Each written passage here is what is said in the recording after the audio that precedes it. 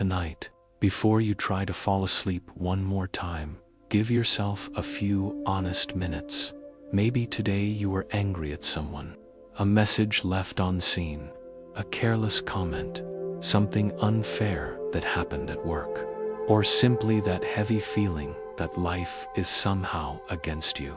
No matter how hard you've been trying, and strangely, sometimes we are not only angry at others, we are angry at ourselves.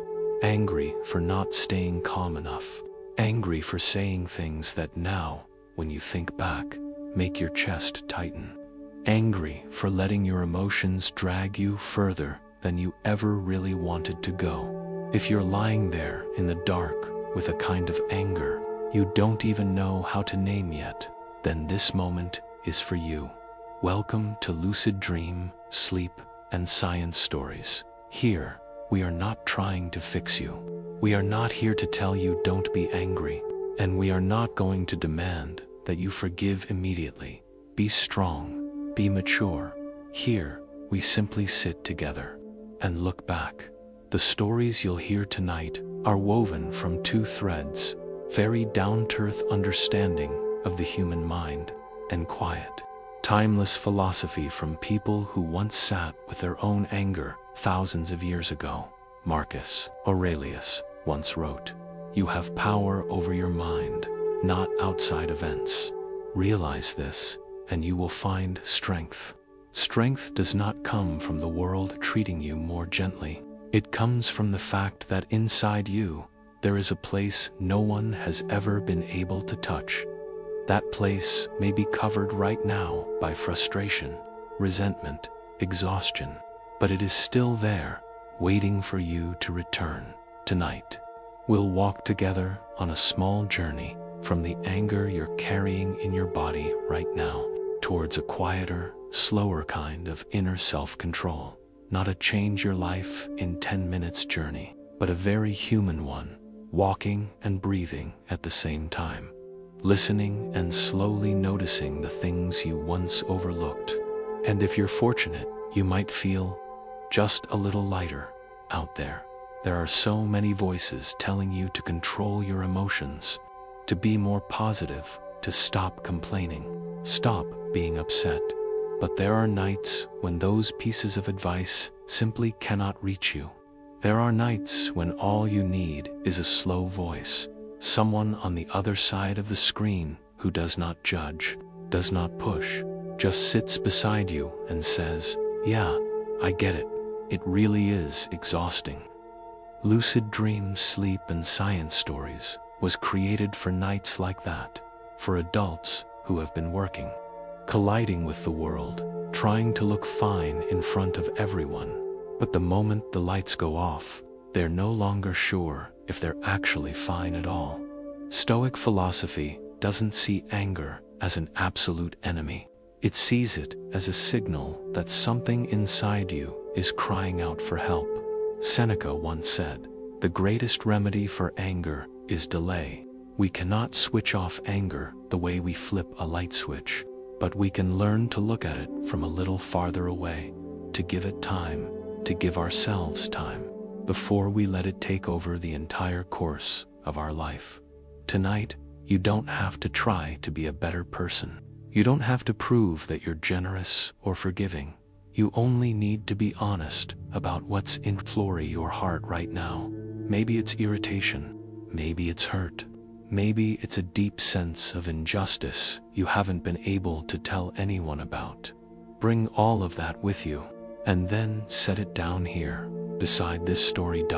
In the next few minutes, we'll gently walk through why anger shows up, why it clings so tightly, how quietly it's been stealing your peace, and how, instead of suppressing it, you might step out of the loop of anger and regret, not with slogans, but with images, reflections, and words chosen to touch you as gently as possible. You don't have to agree with everything. You don't have to remember every detail. Just let this voice flow next to you, like a slow stream of water, and allow whatever needs to reach you to find its own way. And if at some moment you notice yourself a little less tense, a little less eager to resist everything, a little less caught in the question, why did things have to happen like this? Then maybe this journey tonight has started to mean something in the quiet of the night. There are thoughts that don't need to be corrected, they just need to be heard. There are wounds that don't need anyone to promise they'll heal you. They just need a space safe enough for you to admit, yeah, it really does hurt.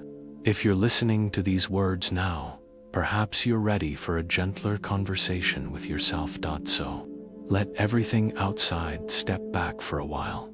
The unread messages, the unfinished arguments, the plans for tomorrow. All of that can wait a little longer. Tonight, the top priority is your mind. And now, as your breathing starts to slow down, as your eyes gradually adjust to the darkness, we'll open the first door of this journey, the place where we look directly at the nature of anger, not to condemn it, but to understand why it has come knocking on your heart so many times. There is something you may have never heard said to you so plainly. You do not become a worse person just because you have anger inside. Every time you feel irritated, every time your heart beats faster and your hands unconsciously clench, that is not proof that you are hot-headed, difficult, or immature. It is simply the way your mind and body react when something touches you too deeply. If you slow down enough to look, you'll see, among all the emotions in your day, joy, sadness, worry, hope, annoyance, and anger usually show up in places that are very real. You rarely explode over things that mean absolutely nothing to you. You get mad when you're belittled. You get upset when a promise is broken. You feel hurt when you see someone treating you or someone you love unfairly. You're angry at yourself when you go against what you believe is right, which means that behind every outburst, there is always something important hiding: yourself, your need to be treated with dignity, your desire to be loved in the right way, or some inner boundary that has just been crossed from a young age. Many of us were taught anger is bad. A girl shouldn't be so fiery. Men have to stay calm. Don't let anyone see you as weak. So every time we feel ourselves flaring up, we're not only angry at others, we're angry at our own feelings too. I don't even understand why I'm like this. I know it's not worth it, but I still can't stop feeling resentful. Emotions that were only meant to be a passing wave end up turning into labels. I'm a difficult person. I can't control myself. But if we put all those labels aside and look at anger as a natural phenomenon, things slowly start to soften, like the sky having dark clouds, storms, and sunshine. The sky doesn't become bad just because it's raining today. It's simply moving through a different, temporary state inside you. It's the same dot the moment you feel irritated. Your heart rate picks up, your breathing gets heavier. That's your nervous system switching on the alarm mode. Something is not right. Pay attention. At a very deep level, anger is part of our survival mechanism. When someone crosses the line, when you are violated, pushed down, ignored, your instincts rise up to protect what you believe matters. It says, stop. This is not okay. So if you look at it from that angle, anger is not the enemy. It's more like a slightly aggressive gatekeeper whose job is to sound the alarm. Whenever something feels off, you can probably recall the recent times you felt your face heat up. A message that was seen but never answered.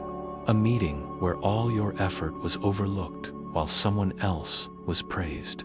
A half-joking, half-serious comment someone threw at you in front of other people in that exact moment.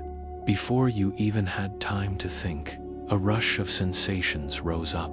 A burn in your chest, a weight in your throat, heat in your face. Very instinctive, very human. In a moment like that, you can't realistically expect yourself to be philosophical and calm like in a book. The body always reacts one step before the mind. Interestingly, anger doesn't only point outward. Sometimes it turns the arrow back on you. You're angry because you stayed silent for too long. Angry because you tolerated things you did not deserve. Angry because you knew clearly what you needed, but pretended you didn't. Angry because you were too lenient with people who never really valued you.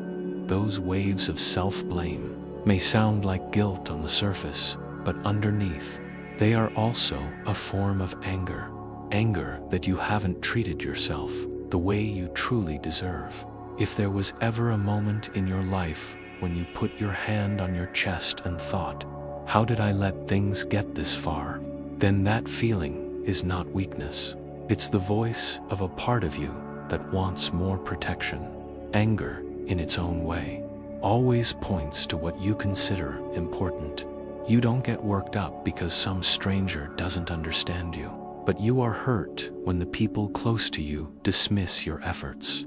You don't explode over someone criticizing something you barely care about, but you feel deeply offended when they touch a value you would live and die for.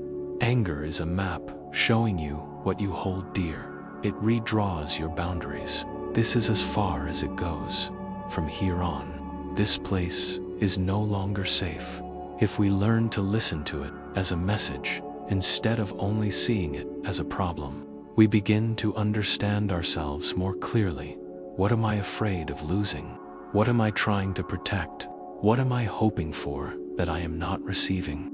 From a scientific point of view, when something hits a nerve, your body releases stress hormones, your heart beats faster, blood rushes, and your brain switches into fight or flight mode. Inside you is a complex biological system designed to react quickly when it senses danger. What we call a short fuse is actually a very rough kind of protection. It chooses to attack, resist, or shut down so that you won't get hurt even more. The problem is, in the modern world, a lot of danger is not wild animals, but words, looks, and behaviors. The body still reacts as if facing a predator, even when what hurts you is just a single sentence, a blunt text message, or a long, heavy silence on the outside. It might look like nothing serious, but inside, your nervous system has already mobilized everything it has. You're lying in bed, the lights are off, but your mind keeps replaying old scenes. At that moment, I should have said this. I wish I hadn't stayed so quiet. Next time, I definitely won't let them do that again. You think you're thinking it through, but in truth, your body still doesn't believe it's safe yet. It's still stuck in a fight that hasn't ended.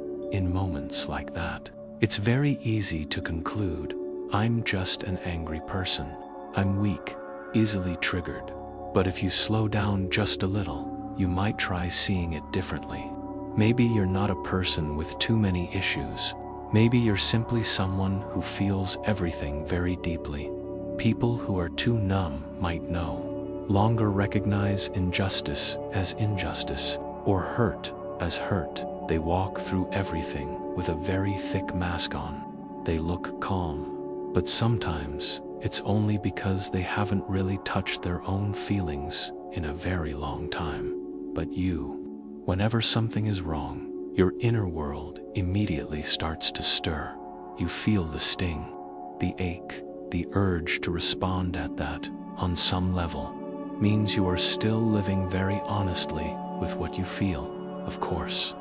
Living truthfully with your emotions doesn't mean you say whatever you want, do whatever you please, or smash whatever you feel like smashing.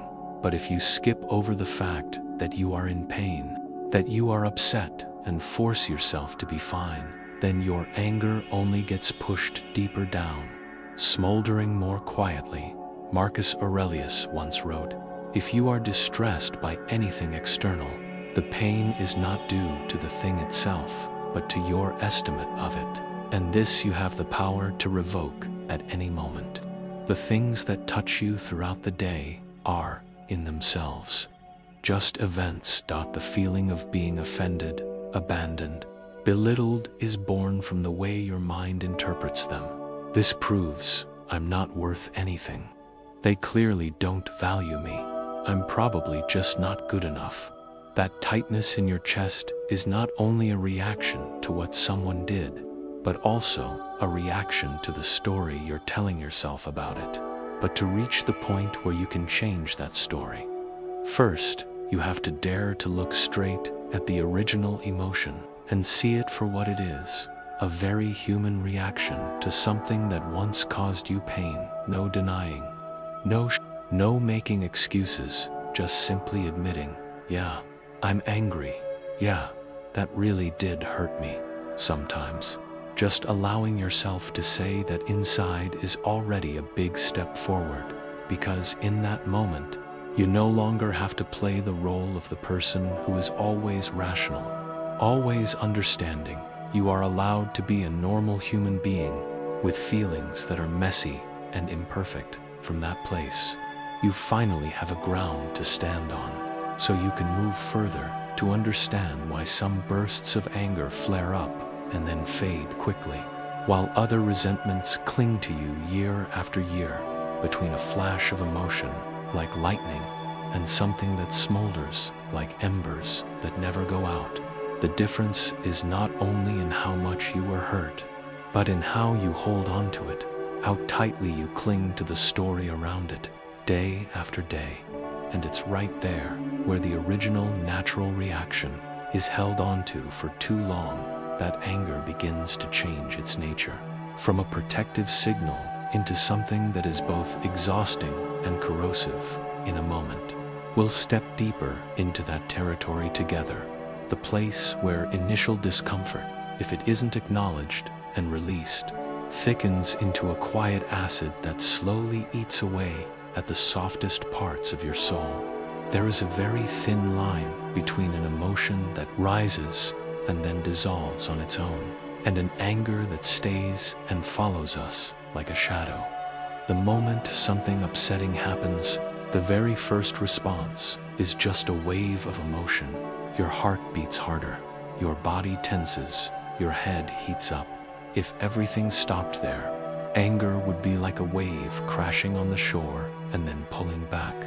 But usually, we don't let it recede. We hold on to it. We start telling ourselves a story. He didn't say that as a joke. He really thinks I'm beneath him. They didn't just forget. They deliberately chose not to respect me. She went that silent because I mean absolutely nothing in her eyes. Each time that story is replayed, your anger is fed another layer of meaning. It's no longer just what happened. It becomes this proves I am nothing. It's like making a cup of coffee. At the beginning, it's just hot water. You add coffee grounds, sugar, milk. Every time you stir, the flavor grows stronger. Anger works the same way. The original event is just the hot water. Our interpretations are each spoonful of overthinking we add in. The more we stir, the stronger the taste becomes, until at some point, we almost forget that the cup was once just water. When someone says a sentence that stings, it's only a chain of sounds, a few words, passing through your ears and into your brain. But when you start labeling it, that was an insult, that was contempt, that was betrayal, your anger sinks its roots into you. From the moment you believe you've been humiliated, you step into the role of the victim in the story you've written yourself. You're no longer just a witness to what happened. You become the one who is wounded by it.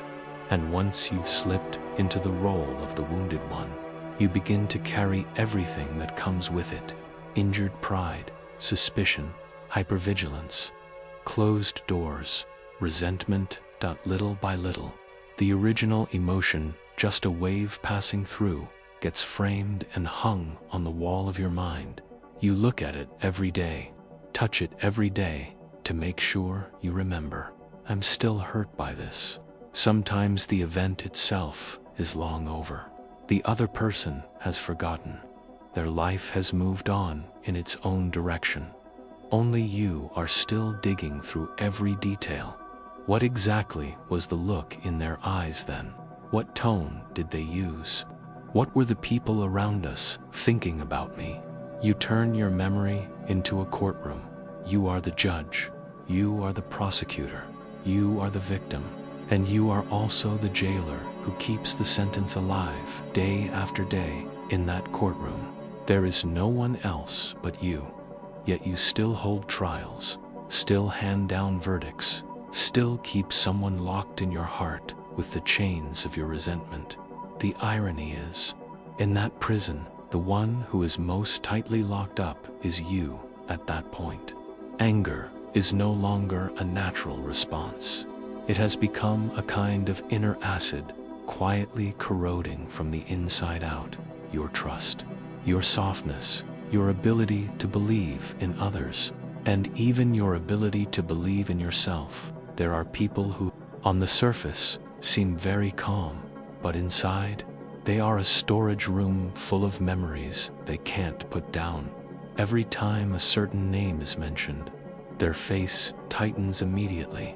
Every time they pass a certain place, their heart suddenly feels heavier, not because that place or that person is still doing anything to them, but because there are memory files that have never been unpacked, still lying there, quietly burning hot. Asterisk, you might recognize this in yourself through reactions that seem unreasonable at first glance. There is a face you don't want to see, a topic you don't want to touch, a story you keep telling, but every time you tell it, your chest gets heavier. It's like carrying a backpack full of stones. At the beginning, it's just one small rock. You think, it's fine, it's just a little thing. Then a few months later, another stone gets added. You keep trying to bear it over the years. You almost grow used to the heaviness. You say to yourself, that's just my personality. That's just my fate. That's just my life. But if you unpack those stones, one by one, you'll see they're all moments when you believed. I was insulted. I wasn't respected. I wasn't enough. And you've been holding on to those moments like evidence in a trial that never ends. When anger has turned into acid, it's no longer only about the person who hurt you. It starts spilling over into other areas. You become more suspicious, more sensitive to criticism, quicker to explode over small things. Someone replies to your message a bit late, and you immediately connect it to all the times you were abandoned. Before, a neutral remark sounds to you like a direct attack on your self-worth. Thought the old acid meets a new catalyst, and it starts boiling again, like a wound that never fully healed, being hit once more. At that point, we often start to hate our own emotions. Why am I so difficult? Why do I get this upset over tiny things? I know it's not worth it, but I still keep thinking about it. We start judging ourselves for having misjudged the situation in the first place. A new loop appears. Angry at others gives, then blaming ourselves for being angry gives, then angry at ourselves for being weak. The acid doesn't just corrode the image of the other person in our mind. It also eats away at the way we see ourselves. If you look closely, right at the root of that anger you keep holding on to, there is always a very deep belief. I was insulted. I'm the one who was wronged here. Marcus Aurelius once wrote, "Choose not to be harmed and you won't feel harmed. Don't feel harmed and you haven't been." This sentence doesn't deny the feeling of being hurt, and it doesn't tell us to just smile and move on. It simply points to a truth that, at first, may sound a little cold, but if you truly understand it, is incredibly freeing. Between the event and the wound, there is always a small space where our mind assigns meaning to what happened. Someone says those words, but we are the ones who decide, is this an opinion or is this an insult? Someone leaves, but we are the ones who decide. Is this a chapter of my life closing, or proof that I was never worth staying for? Of course, we can't suddenly change our thinking in a single night. We can't snap our fingers and instantly stop feeling offended, but just recognizing this much, that the feeling of being hurt doesn't only come from what others did, but also from the story we keep repeating in our own head, means we've already taken one small step out of the victim role. We begin to step slightly outside ourselves, look back, and ask, am I sure they were really trying to humiliate me? Am I sure this defines who I am? Am I sure one awful moment has the power to erase my entire self? Every time we dare to ask questions like that, the acid inside quiets down a little. Not because we've suddenly learned how to forgive, but because we've stopped pouring more chemicals into it. What remains is just the original pain, a very human feeling, something we can hold in our chest, see clearly, and allow to cool down on its own. Often, we hold on to anger, not because we enjoy resentment, but because we're afraid that if we let it go, what happened will be treated as no big deal. We think, if I'm not angry anymore, doesn't that mean I'm betraying my own pain? So we cling to anger as proof that what happened really was wrong, really was too much, really was unfair. We sacrifice our present peace to protect the validity of yesterday's pain. But there is a small distinction which, if you can see it, will make everything feel much lighter. Letting go of some anger does not mean saying, it's fine, it was nothing. Letting go can simply sound like, I acknowledge that what happened hurt me. I acknowledge it was wrong, unfair, wounding, but I don't want it to define the rest of my life anymore. That's not denial. It's repositioning your pain within your inner world. From the center of the universe to one part of the journey, it's just like a scar. It proves that at some point you were hurt, but it doesn't have to be the first thing you think about every morning when you look in the mirror. If every morning you stand in front of the mirror and only stare at that scar, your life will slowly shrink down around that single point. Held on anger works the same way. It narrows your inner world until everything has to pass through the lens of, I was treated unfairly once. You stop noticing the small, gentle things in your day. You stop really hearing the words of praise. You stop fully feeling the peaceful moments.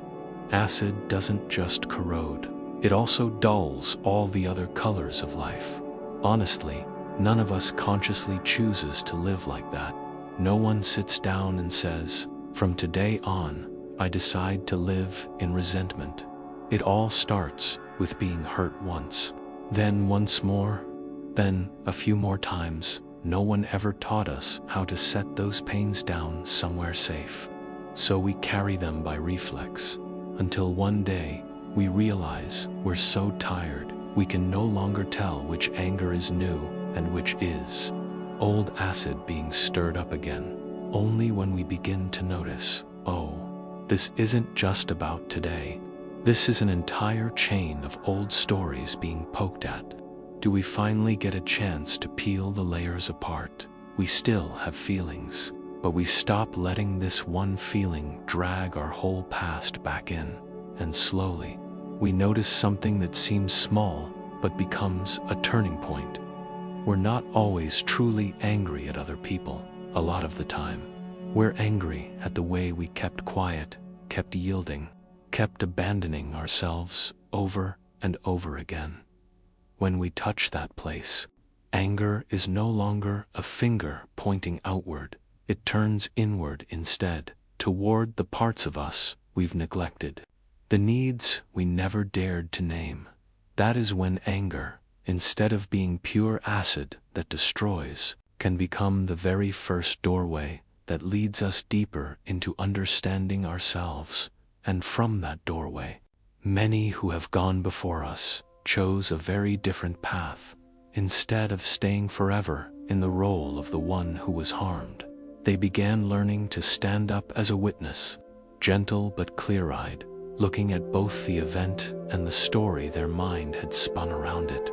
That path is what philosophy gives very quiet names to: reason, self-mastery, the ability not to be swept away by the waves. In a little while, as our journey goes on, we'll sit a bit closer to those who spent their whole lives observing the anger in their own hearts, not to erase it, but so they would no longer be led by it. People call them sages. As for us, tonight, it's enough to sit here simply as someone learning to listen to their own heart a little more honestly and respectfully one day. Somewhere in the middle of all your accumulated exhaustion, you might suddenly recognize a strange truth. People can do many things to you, but they can't really touch the deepest part of you unless you're the one who opens the door. The Stoic sages looked very closely at this. They lived in times that were just as chaotic: wars, plagues, betrayal, loss. No social media, but there were arenas. No email, but there were letters carrying bad news that could bring down an entire household. Amid all that turmoil, they still managed to find a quiet space inside themselves and tried to describe it in very few, very concentrated words.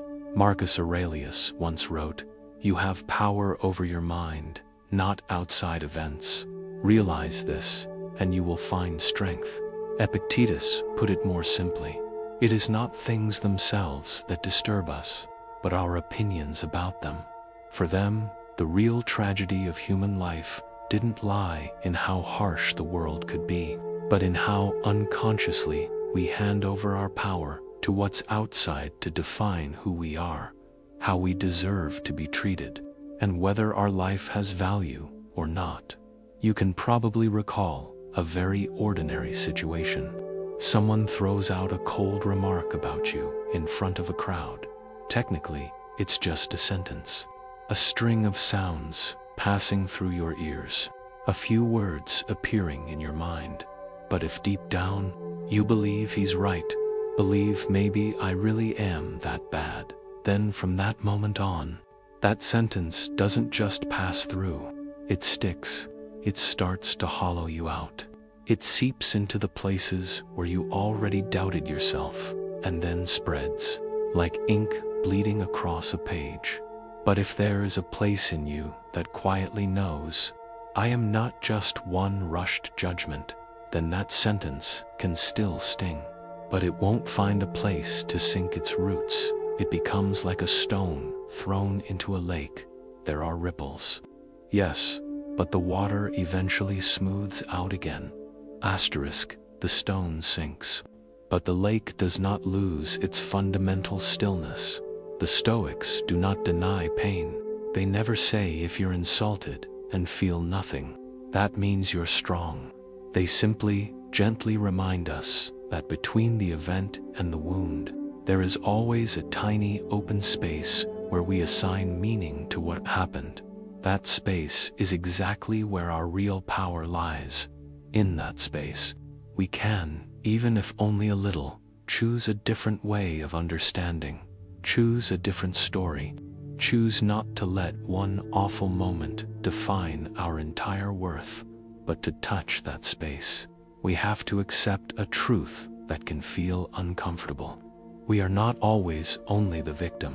There are times when we ourselves have agreed to let words, looks, and judgments sink in far deeper than they needed to, not by willpower, but through those quiet little whispers in our head. They probably think, I'm nothing. I really must be useless. I probably don't deserve more respect than this. Every time we repeat those lines, we are signing, once again, a new authorization form, handing the pen that defines who we are to someone else. The Stoics look at that scene and see something deeply wasteful. Why are we so willing to give away the one kind of power that no one in this life can truly steal from us unless we hand it over ourselves. The power to decide what we will think, how we will interpret, and how we will respond. You can picture it like this. Life is a long road, with countless people walking beside you, passing you, falling behind. Somebody accidentally bumps your shoulder. Someone missteps and treads on your foot. Someone gives you a dirty look or makes a clumsy, tactless remark. All those collisions are like wind, dust, and small stones on the road. You cannot stop every single impact, but you can choose whether you stop to argue with every person, pick up and hug every stone on the path, or learn how to keep walking, brushing off the dust as you go, straightening your jacket, and keeping your breath steady. That doesn't mean everyone who wrongs you just gets a free pass, or that anyone who hurts you doesn't matter. It only means you are no longer handing your entire life over for those collisions to control. Seneca once said, "We suffer more often in imagination than in reality." So much of our pain does not lie in what happened, but in how many times we've sat and replayed it. Someone's comment lasts a few seconds, but we replay it in our mind dozens, hundreds of times. Each replay, we add another layer of interpretation, another layer of "I'm sure they," another layer of "they must think I'm." By then, reality is only one part. The other 9 parts are our own imagination hurting us. The Stoics don't ask, "How do we make the world less absurd?" They ask, "How do we keep our mind from being dragged away every time the world is absurd?" To them, a truly strong person is not someone who is never insulted, but someone who, even when they are belittled, does not let their self-respect depend on someone else's gaze. You can probably remember times when different people said almost the same thing to you, yet your reactions were completely different depending on your state of mind and strength that day. Some days, you hear that comment and just laugh. Well, they're entitled to their opinion. On other days, the very same words suddenly cut very deep. The difference doesn't lie in the content of the sentence, but in where you are standing inside yourself. When you are exhausted inside, full of doubt, even the lightest touch can make you shatter when there is a solid ground within you. A harsh remark is just a passing shower. The Stoics never promised that you would reach some unshakable state, like a stone statue that never feels pain. They simply show you that you can build yourself an inner citadel, a space within where everything can still tremble in the storm, but does not collapse. They use very simple images. A ship cannot decide the direction of the wind, but it can adjust its sails. A person rowing through high waves cannot demand the sea to stay calm, but they can learn how to keep their balance, learn how to choose a direction, learn how to loosen up and meet the waves in the right rhythm. In the same way, we cannot control what others will say, what they will do when they will leave, how they will break their promises. We can only decide what we will do with those waves when they crash against our chest. Sometimes, the only thing we can do is step back, stay quiet, and breathe, not because we lost, but because we don't want to react while there's still a storm inside. We give ourselves a few beats to remember. Wait, before I decide this is an insult, can I first simply acknowledge I'm in pain? And what story am I telling myself about this? Just that one extra layer of awareness already shifts our position a little. From the one being tortured by the world to the one observing how I respond to the world. On the surface, that shift looks tiny, but inside, it is a massive change, because from that new position, we are no longer completely powerless. We can see that we still have some say in how we'll carry this story with us in the days ahead. Imagine 2 people falling into the exact same situation, misunderstood, slandered, treated unfairly. The first person takes all of it into themselves and sees it as proof that life always treats me this way. The second person acknowledges the pain but quietly tells themselves, this says more about them than about me. I can still choose how I live, and I will not let one ugly behavior decide my worth. At first glance, both are hurt, but one hands the steering wheel over to that event, letting it shape their relationships, dictate how much they trust, and blur out their peaceful days. The other, though still in pain, keeps their hands on the wheel, accepting that they've just driven through a rough patch of road, but knowing the road ahead doesn't have to look the same. That difference is exactly what the Stoics mean when they say, no one can harm you without your consent. They can ruin a plan, wreck an opportunity, take away a relationship, but the deepest part of you, the place where you decide who you are, what values you live by, what you allow to sink into your heart, can only be opened from the inside. And of course, it's very simple to say. The hard part is that every day there will be situations inviting you to hand your keys over to the outside. Snide remarks, nasty comments, long silences in the chat window, arguments, moments of being dismissed at work. We will not win every battle. There will be times we still flare up, still say things we later wish we hadn't. Asterisk, but every time we remember Evan, just a little, that, wait, I can step half a pace back and not immediately believe I'm as awful as my mind just declared. That's one more time we drain a little of the acid out of our anger. The anger still comes, but it no longer has full authority to decide who we become afterwards. And that is exactly the shift from a life dragged around by every small collision to a life where collisions still happen, but inside, a quiet kind of armor has begun to form. Not armor made of iron and steel, but of understanding. I am not everything people do to me. I am not every story my mind tells when I'm in pain. I have the right and the ability to choose how I carry these experiences with me. From that foundation, the journey with anger doesn't stop at getting less angry. It starts to touch a much deeper question. If anger is just a kind of wave, and we can learn not to be swept away by it, then what is it that really drowns people in suffering? And that is where the Stoic sages lead us further into a darker territory, the place where anger, resentment, and the desire for revenge join forces and turn into something that can quietly wear down an entire life. If we fail to notice it in time, there is a huge misunderstanding that many people carry for most of their lives. They think that to be mature means to stop feeling angry altogether, so every time they feel a fire rise up inside, they panic. Oh no, I'm still such a mess. Then they force themselves to clamp down, stuff every discomfort into a dark corner, and slap on the label, I'm not allowed to be like this.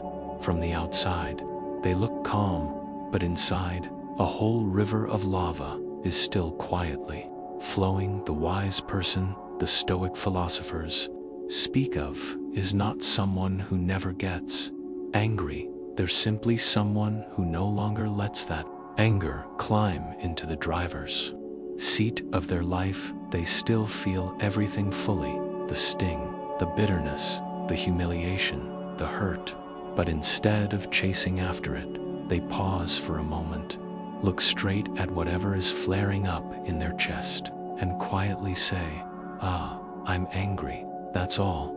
But that is an entire art of living. You can imagine that inside you, there is a room.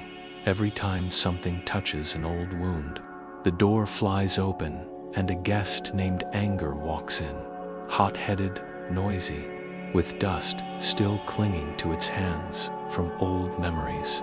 If you're not paying attention, That guest immediately sits down in the host's chair, slams a hand on the table, and orders, "Send that message right now."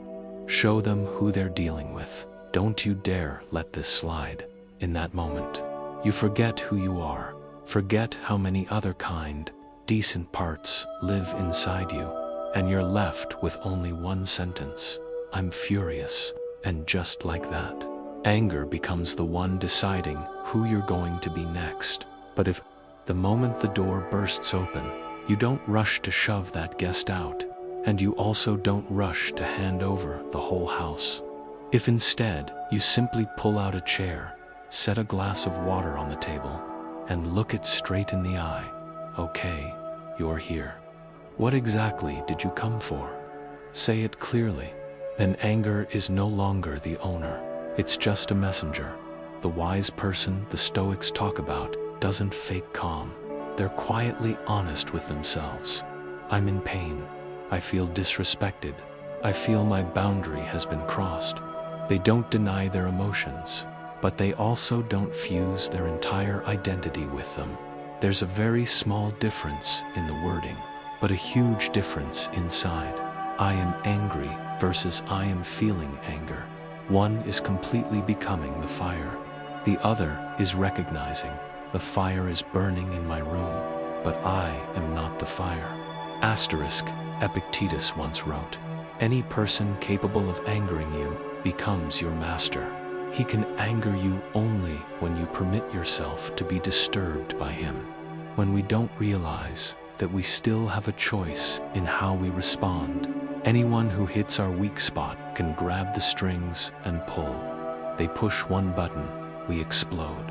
They drop one sentence, we lose sleep for nights.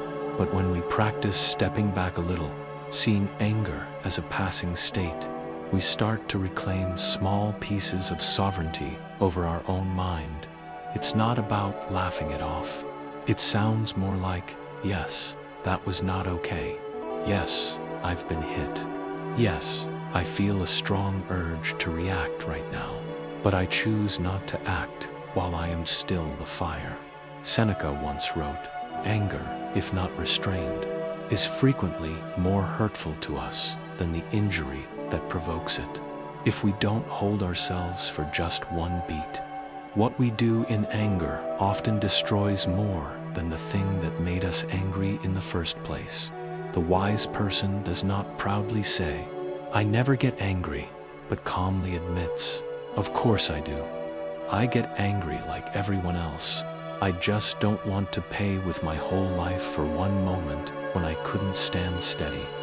In ordinary everyday life, it looks like this. Someone sends you a very harsh message. Your heart tightens.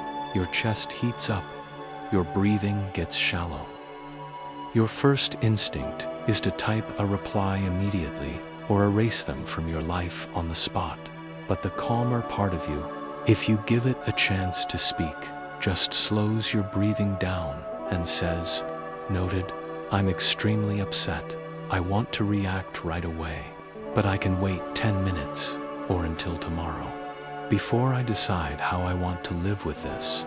That wait 10-minute space looks tiny, but it's exactly where people either build self-control or they don't, because in that space, the strongest wave has already crashed. The body has calmed down a little. The brain is no longer completely hijacked by survival reflex. You can ask yourself a few very simple questions. What does this really say about me, if anything? If I do what I'm thinking of doing, will I regret it tomorrow? Is there a way to respond that won't make me dislike myself later? The wise person doesn't promise themselves that they'll always respond perfectly. They only commit to one small thing. Whatever happens, I won't let myself act while my mind is still fogged over. Marcus Aurelius. In the middle of countless sleepless nights filled with matters of state and war, once wrote in his private notes, "The best revenge is not to be like your enemy." When we're insulted, our first impulse is usually to hit back with a sharper sentence, with an action that will teach them a lesson. with a cold silence meant to make them suffer. But if we keep going down that path, before long, we become exactly what we hate. We go from being the one who was hurt to the one who hurts others, then use our old wounds to justify what we're doing now. The wise person doesn't want to be dragged into that game. They allow anger to arise, watch it rise, move through, and then let it leave without using it as fuel for their actions. They can still choose to protect their boundaries. Make it clear what kinds of behavior they will not accept. Walk away from toxic places, but they don't have to do any of that from a state of "I must strike back at all costs." It sounds ideal in theory, but in reality, it starts from very small moments. An argument is about to explode. You choose to stay silent for 5 seconds before replying. An email full of pent-up frustration is already written. You don't hit send right away. You leave it for the next day and read it again. An old memory drags you back into the days you were hurt. You don't try to slam power off, but you also don't let it chase you until you're exhausted. You simply say, "Okay, I see you. We've been there. We've been hurt already. But tonight, I don't want to relive that exact scene one more time." That is not denying the past. It is refusing to let what has already happened keep writing the script for your future. The Stoics see observing anger as a kind of inner training. No one does it perfectly from the first try, but every time you notice, "I'm just about to let this flare-up take over," and you manage to step half a pace back, you carve a new pathway into your mind. Feeling angry does not have to mean reacting immediately between emotion and action. There is still room for choice. Over time, the inner room inside you is no longer a place where any passing emotion can just storm in and wreak havoc. It becomes a place where everything has to pass through one door first. The door of recognition. You no longer say, "I'm just a very hot-tempered person." You start saying, "There are times when I flare up very intensely, but I'm learning to stand next to that fire without burning down everything I love, like an experienced caretaker of a house who can hear the sound of wind and rain and already knows which windows should be closed, which can be left slightly open instead of panicking every time a storm comes." On a deeper level, the wise also realize something that at first is very hard to accept. Many of the angers they carry do not really belong only to the person in front of them now. A careless act today touches a very old abandonment. A criticism today wakes up the old fear of "I'm not good enough" from years long gone. If they pour everything out on the person standing there now, it is unfair to that person, and it is also a missed opportunity to truly look back at their own wound. So, instead of only asking, "Why did they do this to me?" they also quietly ask themselves, "Why does this hurt me this much? Is this pain really from today or from a day long ago?"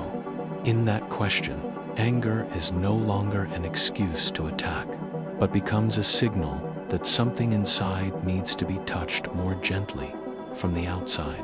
Such a person might still speak directly, still be clear-cut, still end toxic relationships if they need to.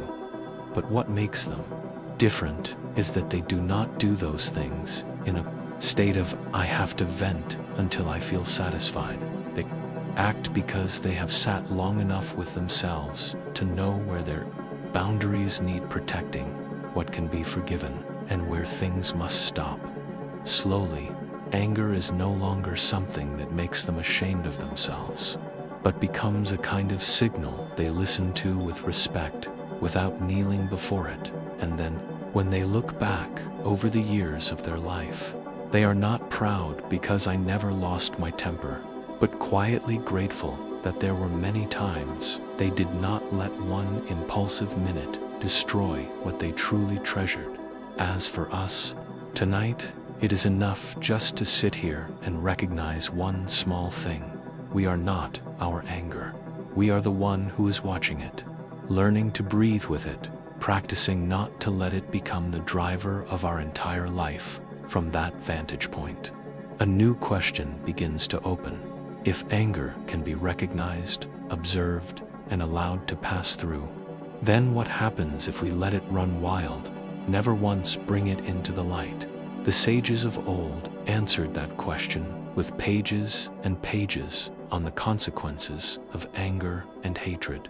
Forces that don't just hurt others, but slowly erode the very person who carries them. Our journey, as it drifts deeper into the night, will also have to pass through that territory, the place where we see clearly the quiet price we've been paying every time we let the fire inside make decisions for us. There are moments which, if you're honest with yourself, you'll admit, feel very satisfying. Asterisk, a message comes in. It hits exactly the most sensitive spot in your heart. A sentence that sounds like a dare. A provocation. Your heart tightens. Your face heats up. Your hand grips the phone. And then, in those few short seconds, it's as if a voice inside whispers, "This time, don't hold back. Say everything that needs to be said. Let them know you're not someone to mess with." So the words start typing out faster than usual. Sharp, strong, concise, with a hint of coldness. It might be a cutting remark. It might be dragging up old stories. It might be a dramatic ending. Let's not talk anymore. Hit send. In that very moment, it feels like a pressure valve in your chest has finally been released, as if all that pent-up resentment has just been launched out through each word. A part of you feels triumphant.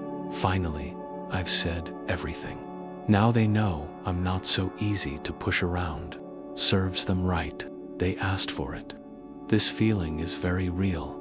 It's like lifting the lid off a pot of boiling water. The steam rushes out. You take a deep breath and think, yeah, that's a relief. But then, that message is still there. That call is still one that was hung up on mid-sentence. Those words have still left your mouth, entered someone else's ears, and fallen into the middle of some relationship. The rush you feel after venting usually lasts a few minutes, maybe a few hours at most. What stays much longer are the quiet things, not as loud as the initial flare, the emptiness in your chest, the confusion, the whisper, "I'm not sure. Did I go too far?"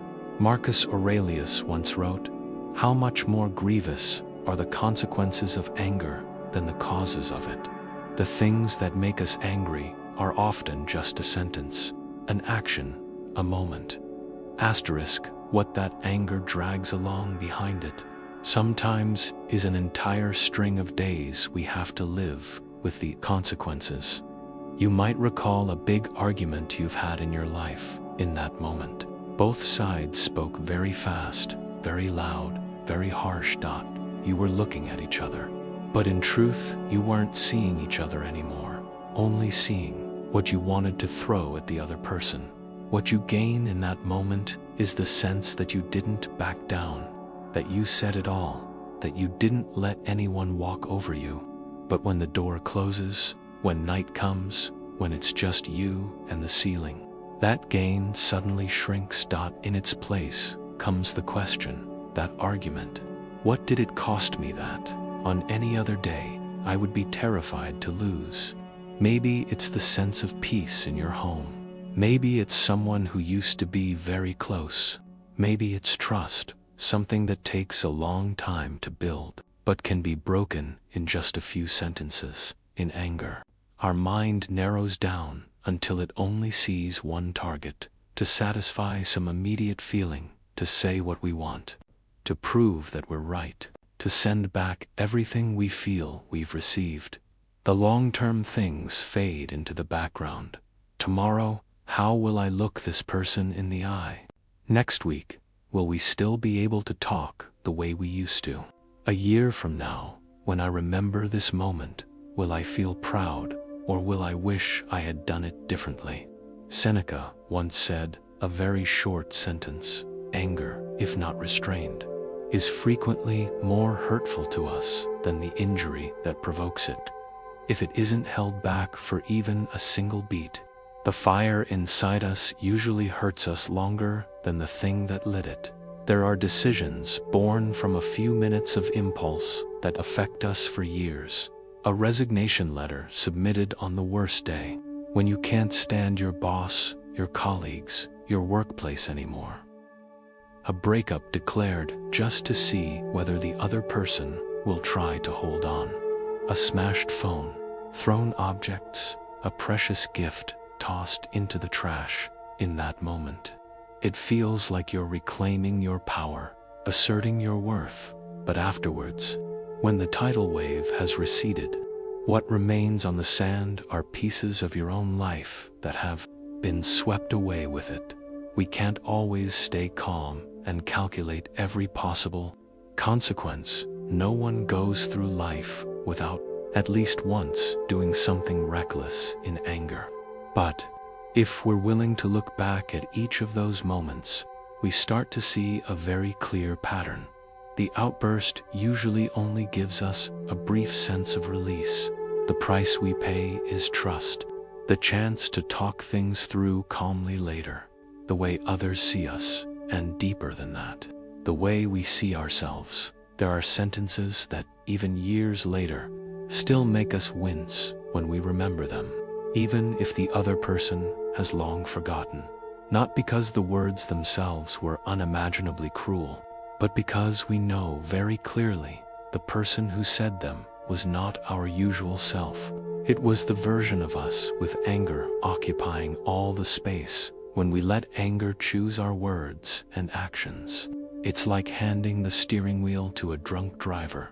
They might get us away from that suffocating feeling right away, but they don't care where the car of our life is going to crash. Sometimes, we don't destroy a relationship, but we strip away something very delicate in it. Warmth. After a big explosion, people can still stay together, still talk, still share a home, a dinner table. But somewhere in the air, there's a thin layer of something, caution, as if both people are keeping just enough distance so that if the next fire flares up, they won't get burned as badly. Intimacy doesn't always die from big events. It wears away slowly through all the times we choose the hottest possible moment to say the cruelest possible things, even at work. The damage from a few impulsive seconds is just as obvious. A reply email written in fury, a message thrown straight into the group chat, a meeting where we unload everything without caring who's in the room. Sometimes what we're saying isn't wrong. Sometimes we're giving voice to what many others secretly think too, but the way it's said, the timing of when it's said, the energy behind the words, turn it into an explosion. After that, we might feel lighter, because we finally don't have to hold it in anymore. But our career, our future opportunities, the trust people once had in us, may have shifted in a very different direction. The world is not always fair enough to honor our honesty and overlook the way we chose to deliver it. The satisfaction of anger is like eating something extremely spicy when you're starving. While eating, you're sweating, your mouth is burning, your heart is racing. But you still keep taking bites because that intensity feels so good. The catch is, your body will have to deal with all that spice later, after the meal is over. When you lie down and your stomach starts to hurt, in the same way, we take in the thrill of venting, and our mind has to process the consequences after everything has already been said. There is something few people ever tell us, but if you hear it, you might understand yourself a little better. The part of you that wants to lash out, to say it all, is not the evil part. It's the part that has endured too much, for too long. Without a safe way to speak, it's accumulated every time you held back. Every time you pretended to be fine. Every time you laughed it off. Every time you took the blame just to keep the peace. At some point, it can't take it anymore. It wants to erupt, to prove, I have limits too. I feel pain too.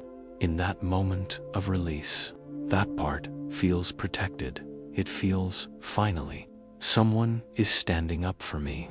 The problem is, the someone standing up for it at that moment is the most impulsive version of you, the version that cares least about tomorrow.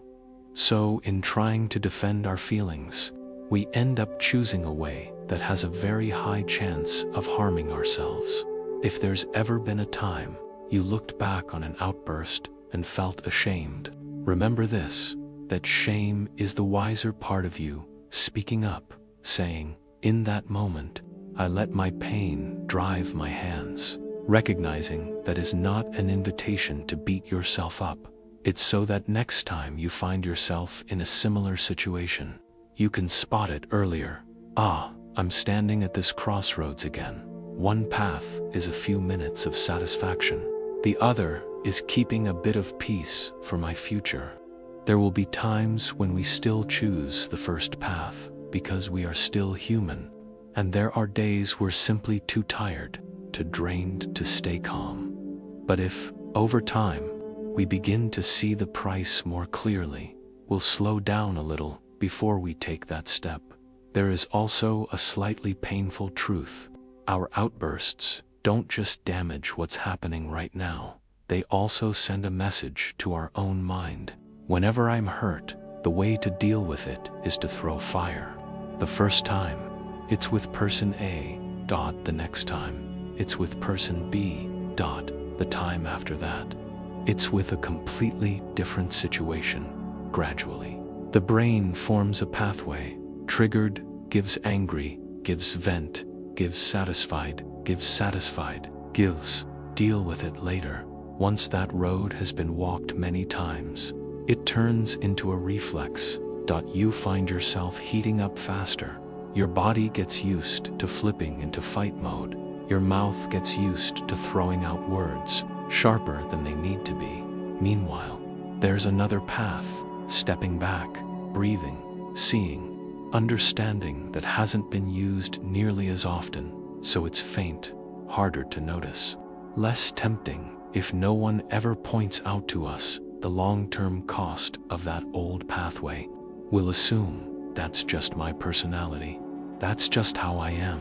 But in truth, personality is also built from choices, repeated again and again. Every time we choose a few minutes of satisfaction over a softer future, we're casting one more vote for the hot-headed version of ourselves to grow stronger. No, one can rewind time to fix our past explosions. But even now, in this present moment, the fact that you're listening to these words means there is still a part of you that wants to walk differently, wants to see more clearly, wants to stop paying the same painful price. The Stoics don't condemn people for the times they let anger take the lead. They simply invite us to look more closely. How long does that rush after venting really last? And how many years do the regret, the fractured relationships, the I wish I hadn't, stay with us? When we answer that question honestly, we naturally slow down before making the trade, then slowly. In that moment, when your heart starts beating faster from discomfort, another voice will begin to appear quieter, but clearer. This time, yes, I'm still hurt, but I don't want to sit here later, picking up the pieces again. That voice may not win right away, but its very presence means that inside you, there is already a part that wants to live differently from the old pattern. In a moment, as our journey moves deeper into the night, we'll look more closely at another face of anger when it no longer explodes into a few hot minutes, but hardens into a slow hatred, like turning the blade on yourself, like sipping poison bit by bit, hoping someone else will collapse first. There is a very strange kind of anger. It doesn't erupt into shouting, slamming, or doors banging. It doesn't tear the air apart in a few wild minutes. It is silent, so silent that sometimes even you can't quite name it anymore. It's just that every time you think of a certain person or story, your chest sinks a little. Your heart beats slower, not from peace, but because a dim, heavy layer settles over it. You don't shout. You don't argue. You just go cold. That is no longer passing anger. That is resentment. If anger is a flame that flares up and dies down, then resentment is like embers buried under a thick layer of ash, always hot enough to start the fire all over again. With just a little more wind, we rarely ever call ourselves a person full of hatred. We just say things that sound very normal. I just don't want anything to do with them anymore. Just hearing their name makes me tired. I can't stand the sight of them. We believe we're simply withdrawing, keeping our distance. But if we look a little deeper, we'll see a part of our heart has turned that person into a permanent thorn, not big enough to make us collapse, but sharp enough that every time we accidentally brush against it, we flinch. Sometimes the person who hurt us back then is no longer in our life at all. Their life has gone on. They fall in love with new people, go to new places, get exhausted by brand new problems. Only we are still keeping them in a small room, inside our mind, like a prisoner serving a life sentence. Every time we remember, we drag them out, retell what they did, heat ourselves up again, then lock them back in. It looks as if we're punishing them, but the one trapped in that room, the one breathing the thick, stale air of old resentment, is us, someone once joked. In a way that was painfully true, holding hatred in your heart is like taking a knife to yourself. Every day, never deep enough to bleed out, but just enough that the wound never closes. You may have felt this yourself. You're having a nice day. Your mood is okay. Work isn't particularly bad. Then, by chance, someone mentions a name from your past, just a name. Your heart stutters. The air in your chest feels heavier from somewhere inside. An old wave rises again. Bitterness, resentment, maybe even a touch of contempt. Your whole emotional color shifts in just a few seconds. That person isn't there. Nothing new has happened. No one has insulted you in this moment. But hatred doesn't need new data. It only needs a name, a symbol, an image to pull you straight back into the state you were in that day. As if the wound were fresh. It's strange. In the physical world, we avoid what hurts us: boiling water, sharp knives, open flames.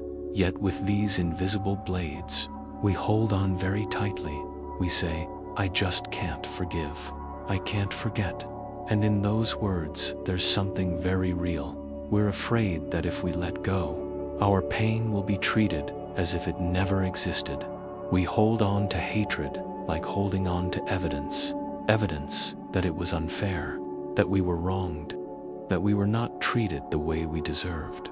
Ralph Waldo Emerson once said, "For every minute you are angry, you lose 60 seconds of happiness. If every minute of anger is a minute of peace taken away, then every day lived in hatred is a whole patch of light in our life being covered by one old memory." It sounds abstract, but if you look at the tiny details of everyday life, you'll see it's concrete to the point of being brutal. You're sitting with a good cup of coffee. The weather is gentle. The cafe lights are warm. The music is soft. The chair is comfortable. Everything outside is supporting a pleasant moment. But in your mind, an old scene starts playing. That person turning their back. That sentence, that look, that moment of betrayal. The coffee hasn't changed. The music hasn't changed. The sky hasn't suddenly opened up and poured rain. Only your mind has dragged the entire sky of the past down over the present. Hatred distorts perception. Like a pair of tinted glasses you forgot you're wearing. An ordinary piece of feedback sounds like an attack. A moment of silence, because someone is busy, sounds like they're deliberately ignoring me. A perfectly normal behavior from someone new gets compared to the old one and rarely ends well. The tighter we cling to resentment, the harder it is to believe that anyone could truly treat us with goodwill. Trust gets worn away slowly, not by the new people, but by that one person in the past we're still casting in the role of the one who caused everything. Imagine, for a moment, that your mind is a house. Each person, each story that passes through your life gets invited into a different room. There's a room for family, for friends, for passing acquaintances. Hatred is like you dedicating one special room just to display the worst pictures, the ugliest moments of someone, and then going in there every single day to look at them.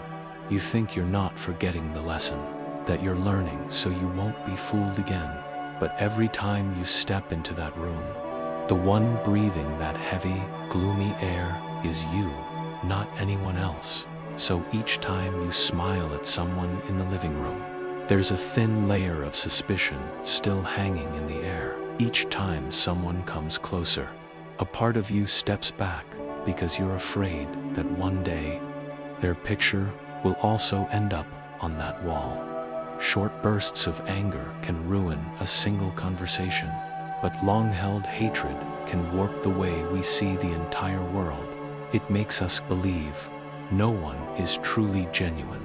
Anyone who's good to me will eventually leave. Better to be cold from the start than end up disappointed. At first glance, those lines sound self-protective, but if you look closely, they're actually life sentences we hand down to every future relationship because one or a few people in the past hurt us. There's a saying not stoic, but very close to their spirit.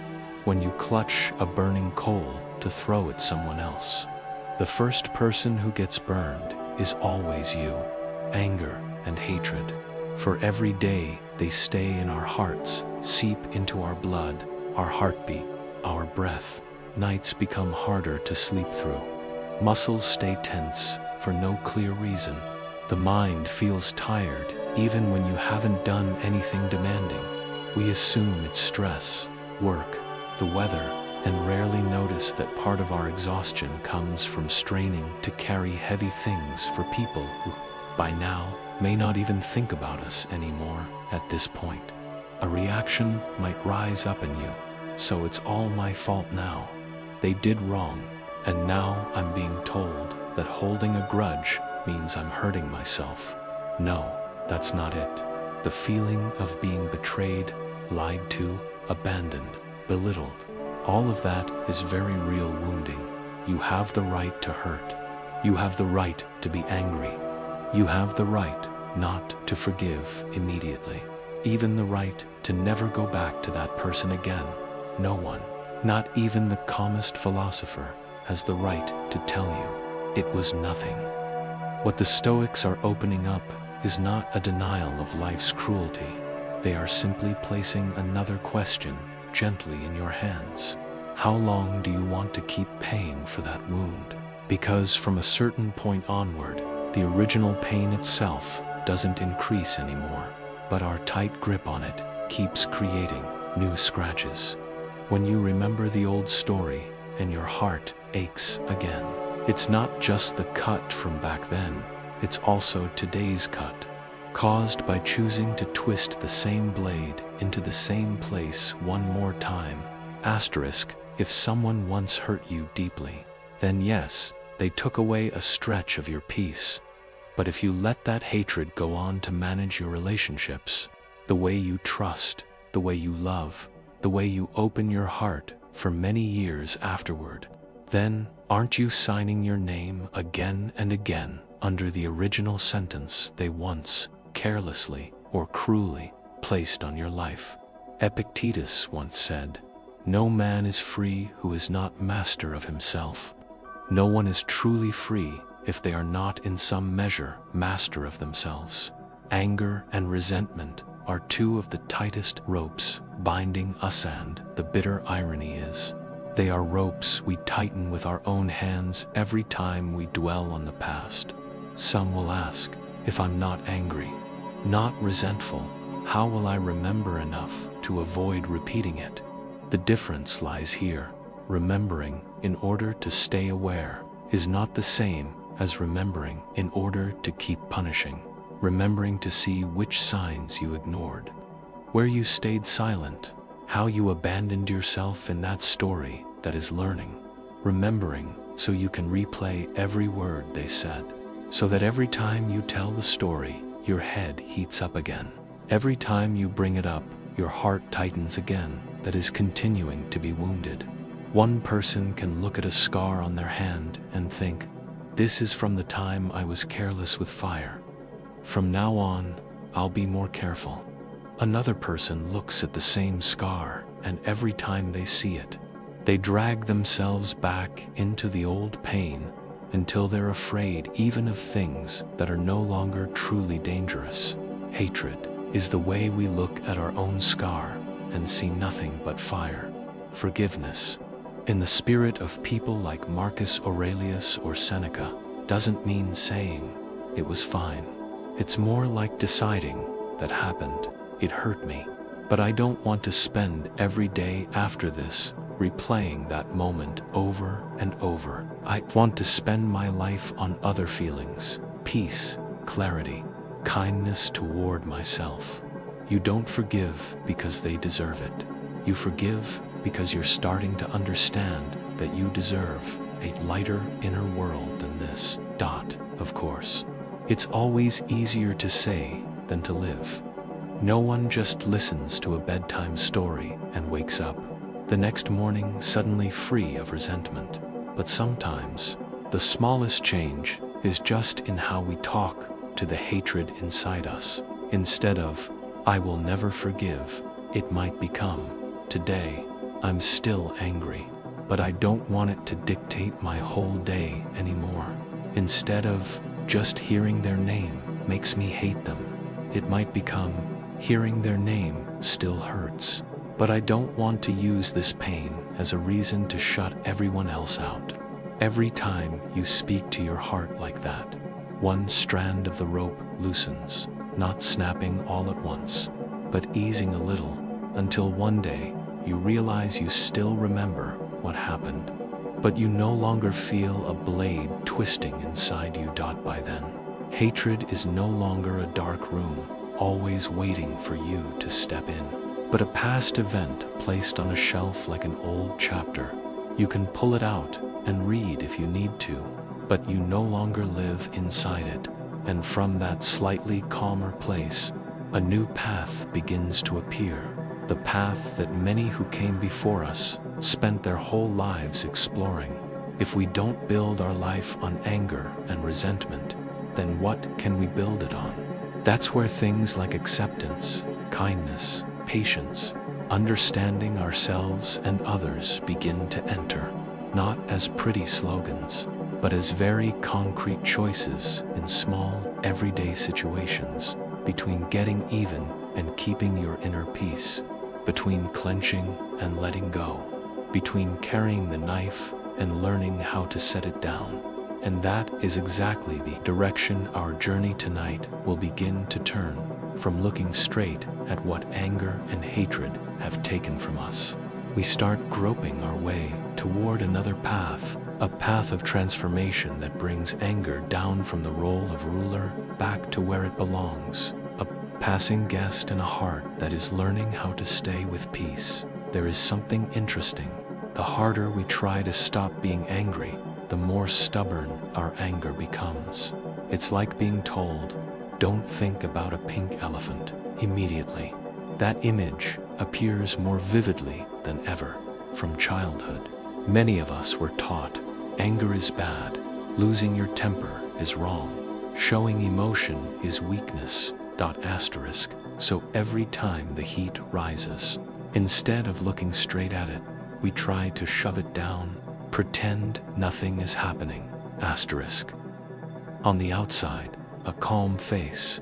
On the inside, a room crammed full of things that have never been spoken at some point. The room gets too full. All it takes is one tiny incident, and the door bursts open, and everything that has been pent up for years comes flooding out at once. We look at how we reacted in those moments, and we're startled. How could I be that harsh? But in reality, what burst out wasn't just today's anger.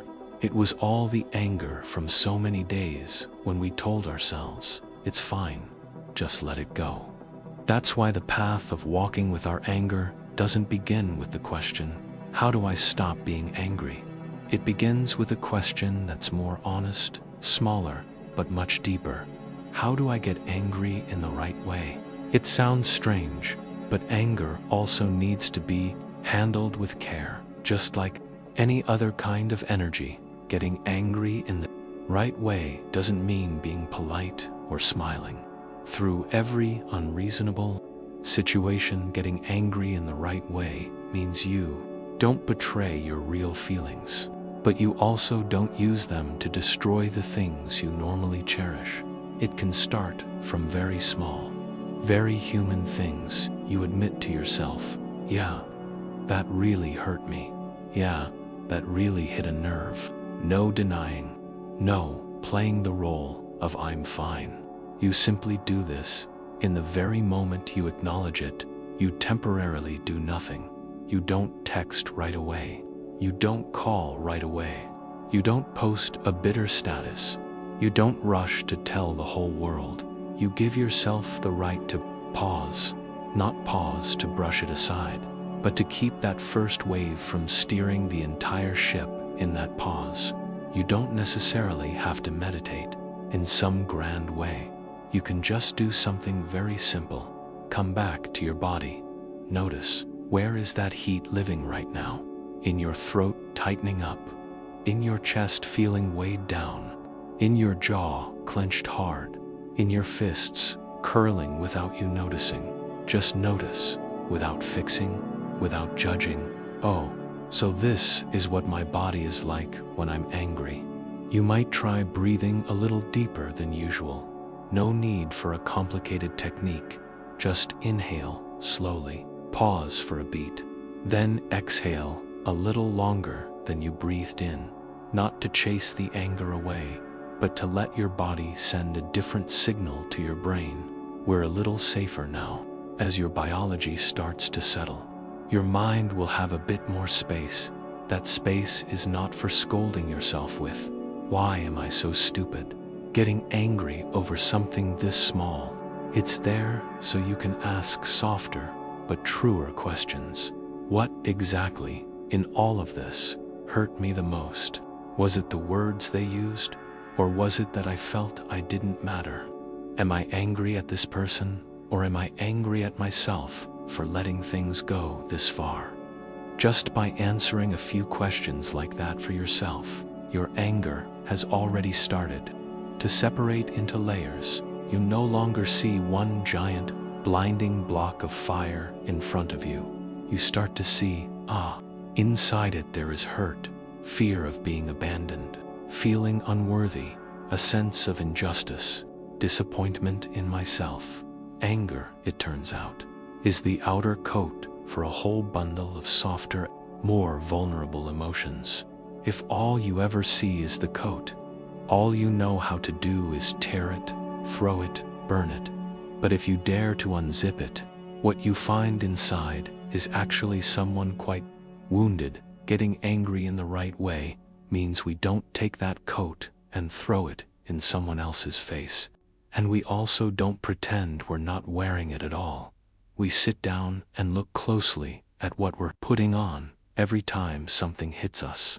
Marcus Aurelius once wrote, "When you are offended at any man's fault, turn to yourself and study your own failings. Then you will forget your anger." This doesn't mean you have to blame yourself. It gently invites you to turn the lens a little. Why does this bother me this much? Which unhealed part of me is it touching?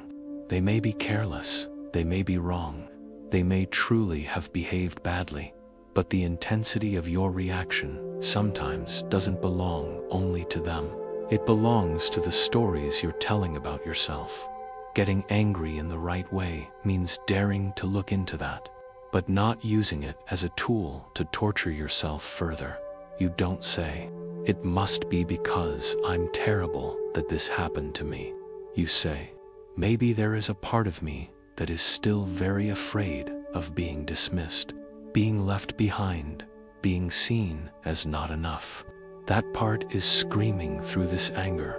When you see that clearly, you naturally feel less urge to get revenge, and feel more inclined to ask, "What do I need to do to protect that part of me better?" Instead of sending it out to fight again. Getting angry in the right way is also about choosing the right time and space to talk about what hurt you. You don't have to swallow everything, but maybe, between these two options, say it all right now. Say it while you're still shaking with rage. Let yourself calm down a bit, then choose a quiet moment to clearly share how you felt. You already know which one gives you a better chance at healing. It might be on another evening, when there's no more shouting, no third person in the room. You talk to them in a different tone when you said, "Did that. Honestly, I felt really hurt, not just because of that one sentence, but because it hit right into my old fears. I want to say it out loud so that next time, if we still care about each other, we can treat this differently." You're not forcing the other person to take all the blame, but you're also not denying your own experience. That, in itself, is a form of self-respect, honoring your own feelings, and also honoring the person listening by not throwing a storm in their face. Getting angry in the right way doesn't erase boundaries. On the contrary, it helps you draw them more clearly with a steady hand. If someone repeats, again and again, the behaviors that hurt you, if they disregard all the times you've tried to explain, then anger, held in the right way, can also lead to a very clear decision. This is not acceptable to me. I choose to leave this relationship. The difference is, you're not leaving in a state of burn it all down and walk away. You're leaving with the understanding, I know why I'm hurt. I've said it out loud. I've tried, and now I choose a different environment to protect the part of me that needs peace. Getting angry in the right way also reminds us to lean less on the words, life and people, and come back to the word, myself. Life is so unfair, makes us feel tiny. People are awful, makes the whole world feel unsafe. But if we shift to, in that story, what did I allow to happen to me? Where did I stay silent? At what point did I ignore my gut feeling? Then suddenly, even though it still hurts, we begin to see a way forward next time. Is there something I can choose a little differently? Not easy, but possible. Epictetus once said, "It's not what happens to you, but how you react to it that matters." Not everything that happens is our choice, but from a certain point onward, how we carry it with us is a series of very small choices, repeated over and over again. Getting angry in the right way doesn't turn us into saints. It just helps us pay less with the things we really don't want to lose: a loved one, a night of good sleep, a bit of self-respect, an image of ourselves we can look at without shame. And over the years, when you look back at the times you were angry, instead of only seeing explosions, you'll start to notice the moments where you chose to stop, chose to listen, chose to speak in a way that would leave you with less regret. Those moments are small. No one applauds. No one takes a photo. No one says, "Wow, you've really grown." But they are the bricks that build the quiet feeling, "I'm slowly learning to be in charge of my inner world." It turns out, inner self-mastery is not always gentle, not always smiling. Sometimes, it's as simple as this. On a night when you are furious, you choose not to send the extra message that would make everything worse, not to drag someone else in to take your side, not to throw one more painful line at the person who hurt you. You're still angry, but that anger is no longer being used as a weapon. It becomes a flame that lights up the cracks inside you, so that you, if you wish, can slowly learn to mend them with something other than hatred. From here, if we keep going, we'll begin to touch other materials that are lighter but not weak at all. Forgiveness, kindness, patience, the ability to understand ourselves and understand others, not to let them off the hook, but to gradually hand our life back to the emotions we actually want to live with. Steadiness, simplicity, and a kind of peace that no longer depends on every little thing someone else does. Forgiveness is a word that, for many people, is exhausting even just to hear, because in our minds, forgiveness is often misunderstood as, act like it never happened, just erase it and move on, forget it, don't bring it up anymore. But how can you forget when the wound is exactly in the place that still throbs every time it's touched? So whenever someone says, you have to forgive to feel lighter, or just let it go so you can heal, it can feel like they're standing safely on the other side of the river, looking over and saying to you, come on, just swim across. It's not that deep. They have no idea that for you, under that water are all the memories, all the times you went under, all the nameless fears you can't even put into words. So before we talk about the word forgiveness, maybe we need to gently adjust what it means. Forgiveness, on the path we're walking together tonight, is not a moral certificate you hand out to someone else. It's more like a decision that is very private, very quiet, very tiring, very sad. I don't want this thing to keep running my inner life anymore. You're not forgiving them. You're forgiving for yourself for the rest of your life. For the other mornings, other relationships, other smiles, you still have a right to live fully. There is a kind of revenge that looks weak on the surface, but might actually be the greatest strength. It's when you choose not to turn yourself into a copy of the person who hurt you. Marcus Aurelius once wrote, "The best revenge is not to be like your enemy. The most powerful revenge is refusing to become like them." It sounds lofty, but in ordinary life, it looks like this. Someone badmouths you.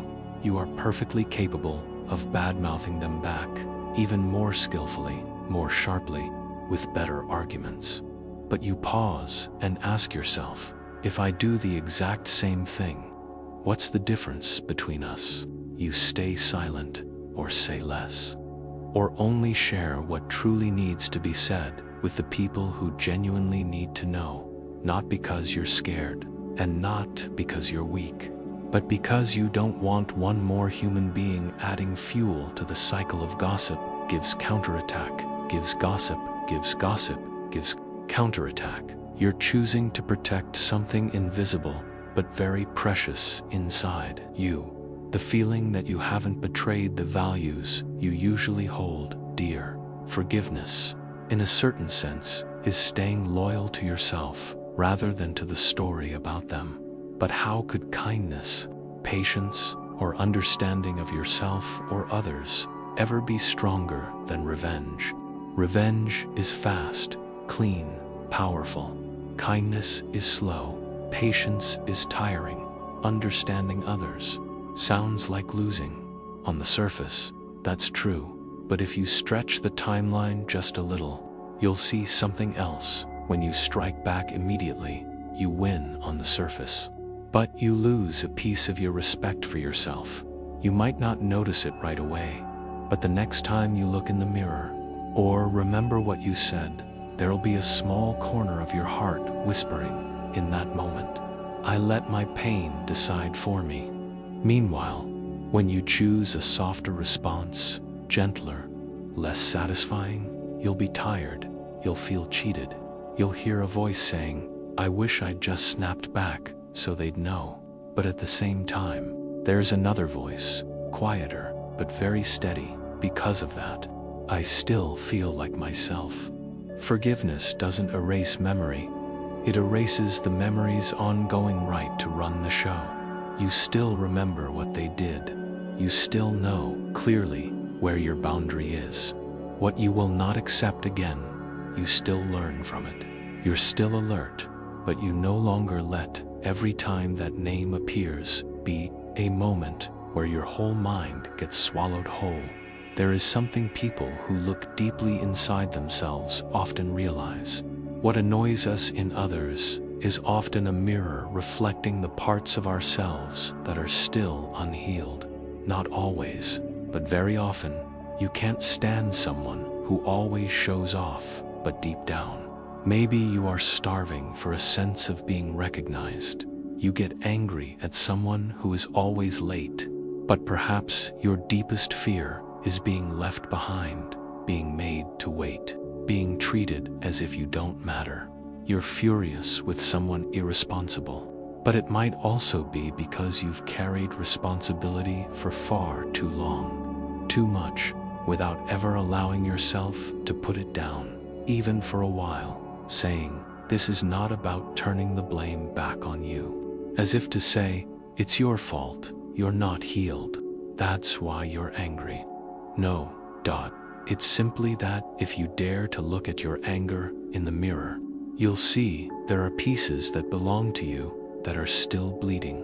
Forgiveness, in that sense, is not just forgiving others, but also stopping the demand that your unhealed parts keep going out to fight. Imagine this. Inside you, there is a child still sitting with knees pulled up. In a very deep corner, long ago, that child was abandoned, misunderstood, scolded for no reason, forced to be stronger than their age. And in the years after that, every time something similar happened, you pushed that child out to the front and said, Go out there and protect me." It screams, it yells, it kicks, it throws whatever it can get its hands on from the outside. People say, "Wow, why are you so aggressive?" But in truth, it's just a small child exhausted from having to play bodyguard for an adult who refuses to hold themselves. Forgiveness, in one sense, is the moment you turn around, look straight at that child, and say, "From now on, you don't have to run out there and fight anymore. You get to sit here, you get to cry if you want, you get to be weak if you're tired. Facing the world, I'll handle that." Kindness, before it can go outward, has to return here first. Kindness toward the part of you you've been neglecting. When you begin to understand yourself better, you'll be surprised to find you understand others a little more easily to not the kind of understanding that excuses everything. Everyone has their reasons, and then lets all behavior slide, but a kind of understanding that helps you put things in their proper place. They act this way because they are also being driven by their own wounds. I don't have to stay close to them, but I also don't need to treat their behavior as a lifelong sentence against me. When you can see that behind bad behavior, there is often a tangled mind, a twisted childhood, some unnamed fear, you don't sanctify anyone, but you do feel less inclined to spend the rest of your life paying for their mistakes. Kindness here is not a doormat for anyone to wipe their feet on. Kindness has a backbone. It can say no. It can walk away. It can block what is unacceptable. But it doesn't need to carry hatred as compulsory luggage. Kindness knows a very quiet truth.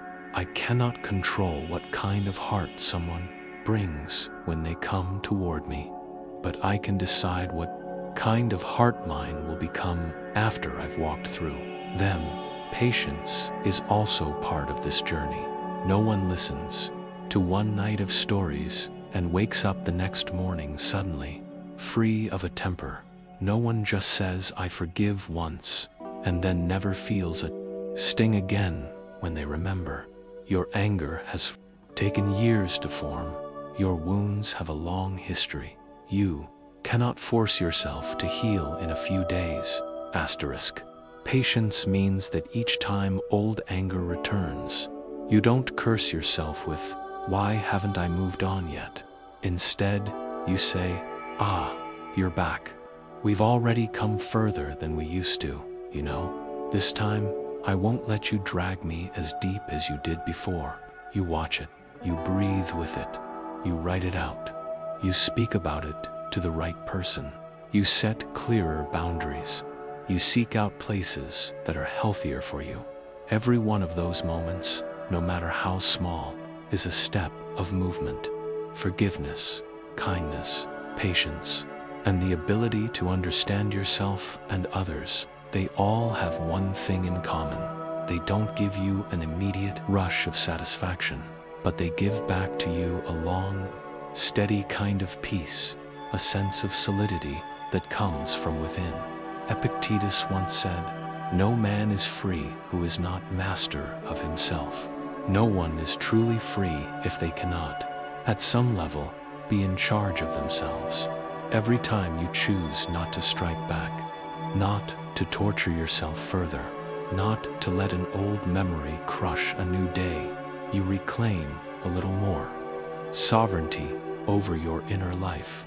Anger is instinct. You don't have to learn it to know it. Forgiveness, kindness, patience, and understanding yourself and others are choices, and choices need practice. You will get them wrong. You will have to try again. You will have nights lying awake thinking, "Did I just do something incredibly stupid?" But those very choices, over the years, begin to shape a different kind of person, not someone so gentle that anyone can do anything to them, but someone who can look straight at injustice, old wounds, and the people who once hurt them, and their eyes there is no longer fire wanting to burn, but a different kind of light, the light of someone who knows they have walked through it, learned from it, and no longer wants to bring home more darkness to hang on their own walls. From here, the story of anger starts to widen. It's no longer just about how we handle one particular emotion, but begins to touch how we want to live an entire life, what we choose to live in alignment with, where we place our center of gravity, what we spend our energy on, and, most of all, how we can not only manage our anger, but also tend to the whole inner world moving inside us. That is when the journey from anger to inner self-mastery steps onto a new level, from dealing with each individual wave to learning how to become an ocean with structure, with depth, with storms, but no longer letting any single storm decide the color of all its waters. At some point, amid the rising and falling of anger, we suddenly realize something that's a bit hard to admit. The story isn't only about each explosion. It lies in the foundation underneath, the place where all our emotions, choices, and reactions are born. Like a house, anger is just the slam of a door, the glass set down a bit too hard on the table, the heavy footsteps across the floor. The foundation is what we believe, what we consider important, how we see life, how we treat ourselves every day when no one is watching. If that foundation is tilted, if those footings are cracked, then even a small tremor can shake everything. Asterisk. From here, the journey with anger naturally stops at a different question than how do I be less hot-tempered. It slowly shifts into, what kind of ground am I living on? What am I building my life upon? People like Marcus Aurelius, Seneca, Epictetus, they did not spend their lives just writing how to be less angry. They looked far wider. They asked what axis a human life is really built on. Marcus Aurelius once wrote, "Very little is needed to make a happy life. It is all within yourself, in your way of thinking. Very few external things are truly necessary for a steady life. The rest lies in how we think in the inner structure. It sounds simple, but if you look closely at a single day of your life, you'll see how unconsciously we hand that central axis over to things outside. A compliment keeps us uplifted for hours. A criticism drags our mood down all day. A message arriving at the right moment makes our heart feel lighter. A scene with no reply sends our mind spinning through all kinds of imagined scenarios. When the weather is beautiful, we're naturally gentler with everyone.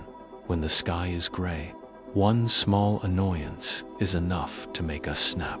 Those things aren't unimportant, but if the axis of your inner world only spins around those ups and downs, you'll always live in a state of, on the days life treats me well, I'm okay. The moment life goes a little against me, I fall apart. The Stoics named something very old that is still, even now, coldly accurate. There are things within our control, and there are things that simply aren't outside our control. What others think, whether they stay or leave, sun or rain, markets rising or falling, whether your boss is fair, whether people truly understand your heart, within our control, whether we're honest with ourselves, whether we live in line with what we believe is right, how we choose our words, where we invest our time and energy, which stories we allow to stay in our mind the longest. Epictetus once said, "Freedom is the only worthy goal in life. It is won by disregarding things that lie beyond our control. The only freedom worth pursuing is freedom from the things outside our reach. As long as we're still trying to control everything on the outside, forcing life to always be fair, forcing people to always be considerate, forcing feelings to always be clear, forcing the future to follow our script, we will live in constant tension, and anger will just be one of its symptoms. But if we slowly shift the axis inward, what is left for me to do here that doesn't betray who I am? In this situation, what kind of person do I want to be? Then, even if the outside remains messy, the inside begins to form a kind of order.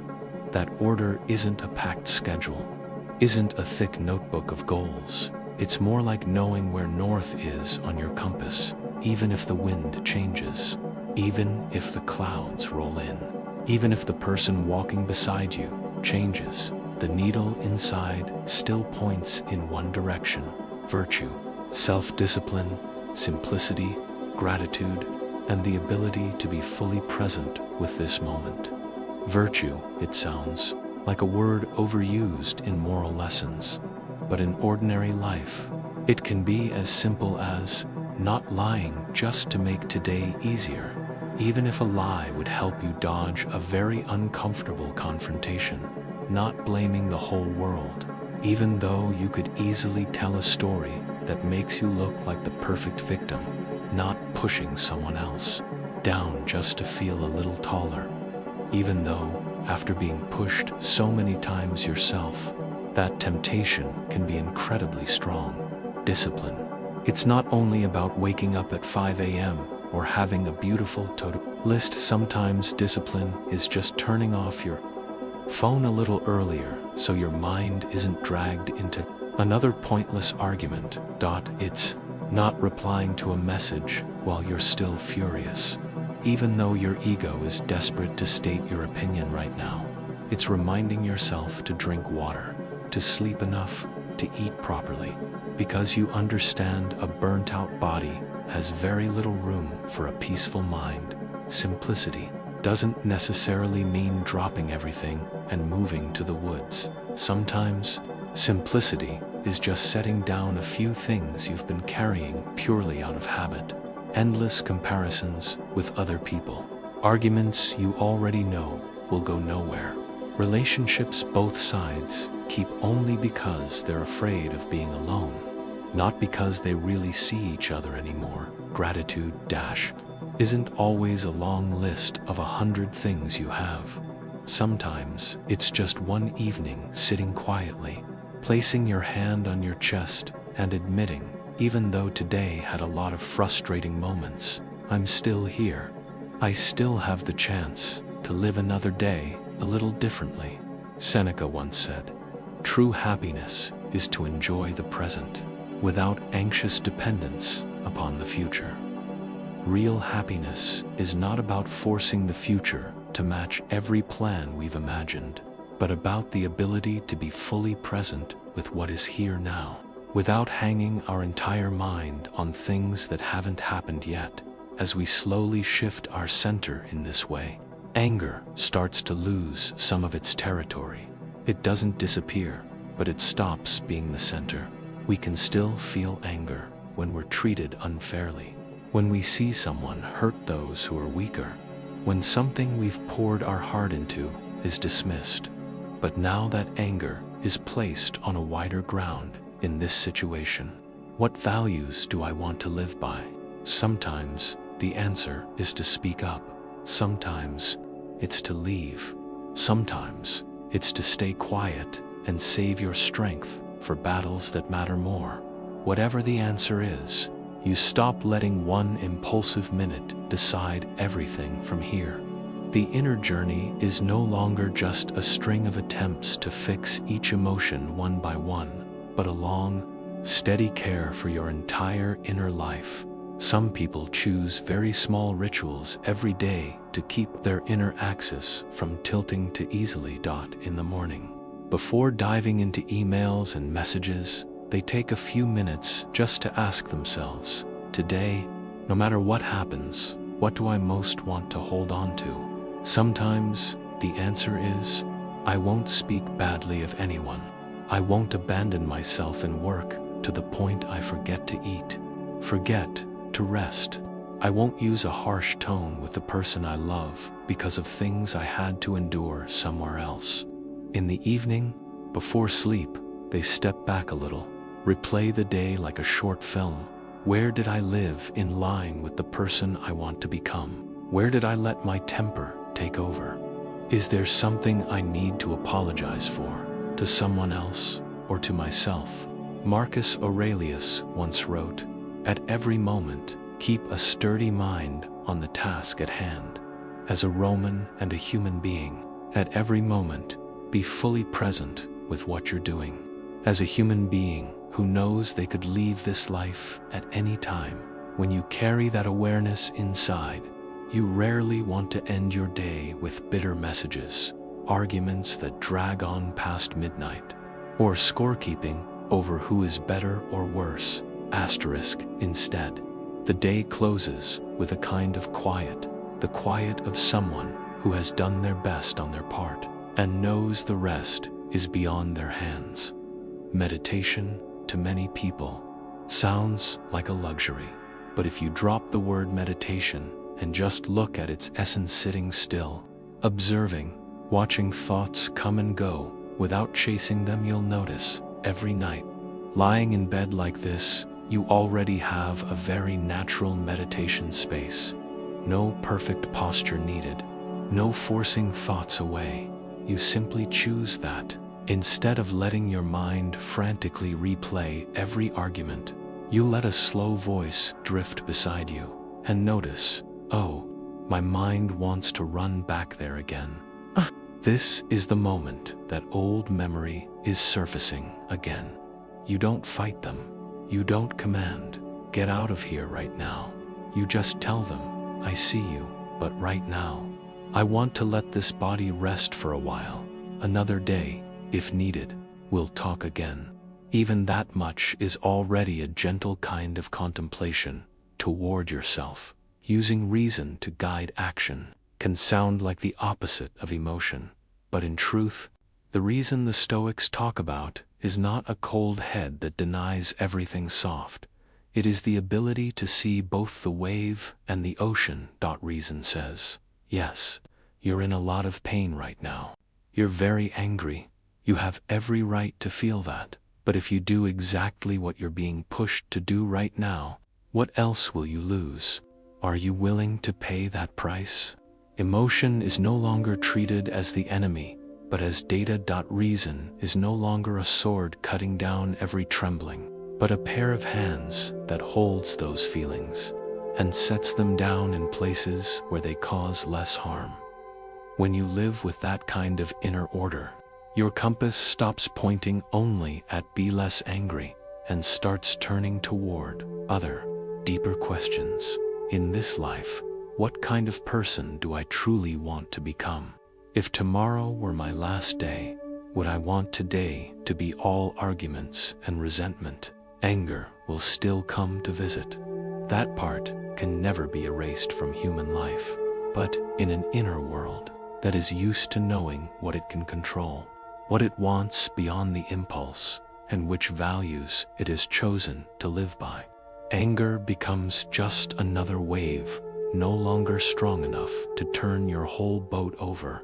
And on nights like this, when you're lying still in the dark, listening as each slow sentence drifts past, you might not feel that you've changed in any obvious way, but the simple act of giving your mind a little spacetto look back, to rearrange, to ask the questions you've been too busy to ask in daylight, that alone is already a step on the path of turning anger from a chaotic force into a signal, and turning you from someone who is constantly reacting to life into someone who is slowly learning to live by the quiet order of their own inner world.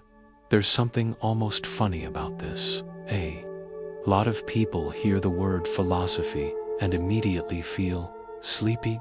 In their mind, they see huge, thick books, old Greek men wrapped in togas, complicated concepts, arguments that seem far away from rent, bills, and everyday stress.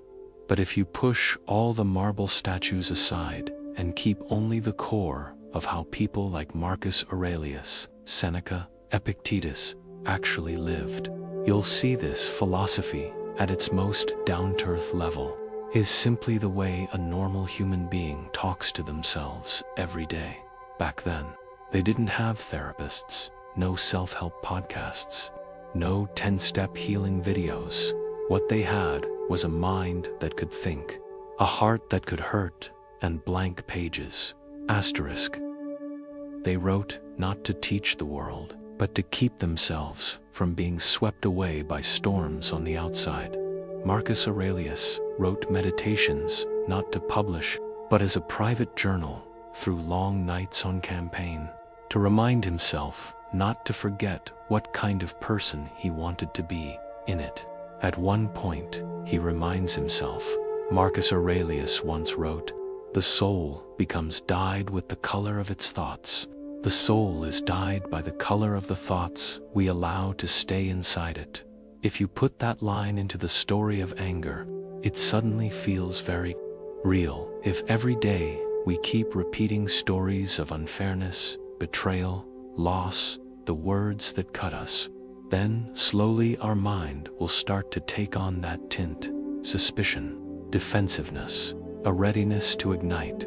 On the other hand, if alongside the hard things we also let ourselves sit with different thoughts, yes, that hurt, but my whole existence is not just that hurt. Yes, that person treated me badly, but not everyone will.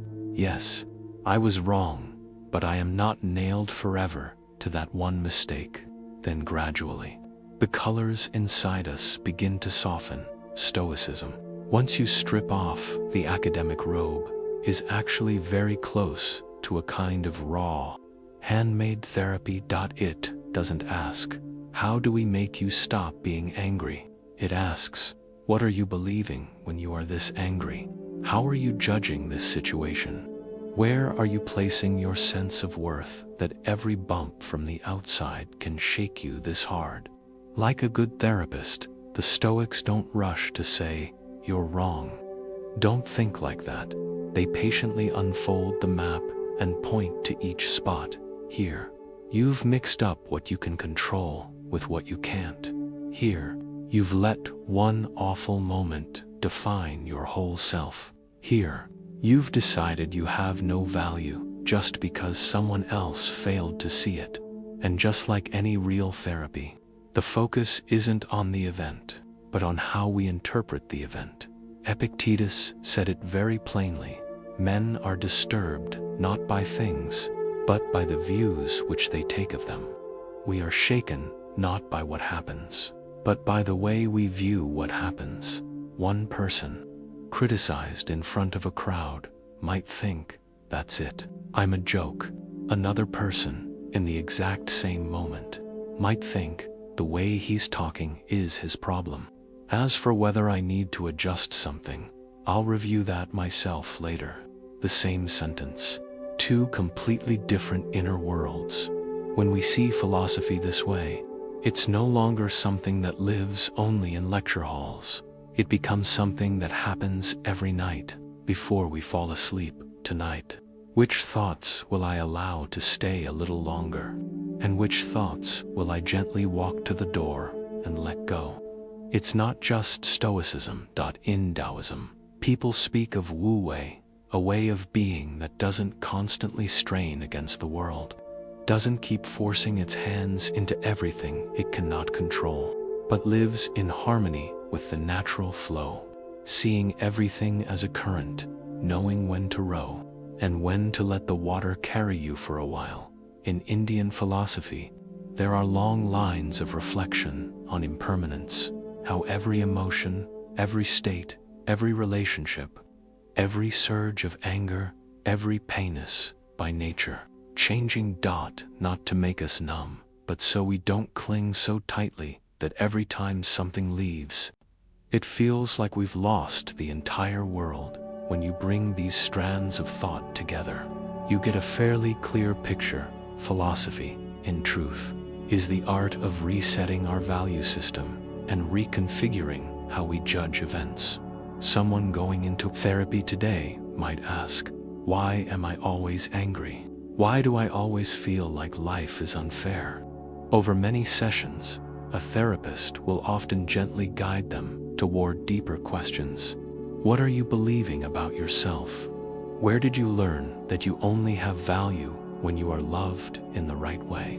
When no one criticizes you, when you are always right, is it possible to soften, even a little, toward yourself?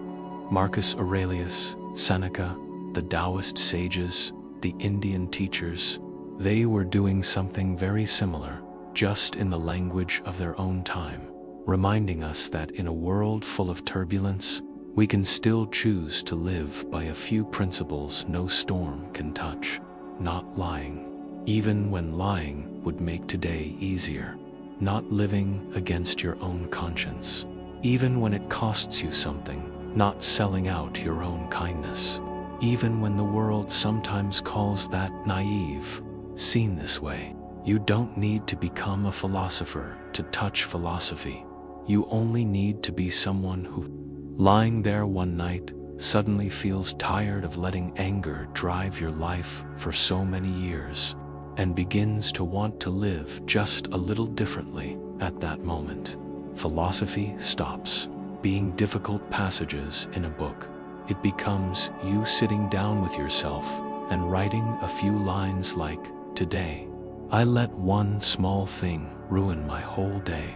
Tomorrow, if something similar happens, can I try to look at it from another angle?" Or, "Yes, what that person did was wrong, but I don't want to keep locking myself inside the story about them. I want to give my energy back to other things." That is already philosophy. It's just philosophy without an academic costume. When we begin to treat philosophy as a kind of everyday therapy, even a very ordinary person can use it to heal themselves in their own way. Not healing by erasing memories, but by changing where we place those memories within the whole picture of our life. Asterisk. Not healing by forcing ourselves to always think positive, but by learning to look even at the dark corners with a little less judgment. Not healing by becoming someone totally different, but by staying with ourselves, with a clearer set of values, gentler, toward the inside, steadier in front of the outside. You don't need to memorize the names of the schools, don't need to distinguish Greek from Roman, don't need to argue about how correct Stoicism is. You only need a few nights where you ask yourself, the story I'm telling right now about myself, about others, about my life, is it helping me live lighter or heavier?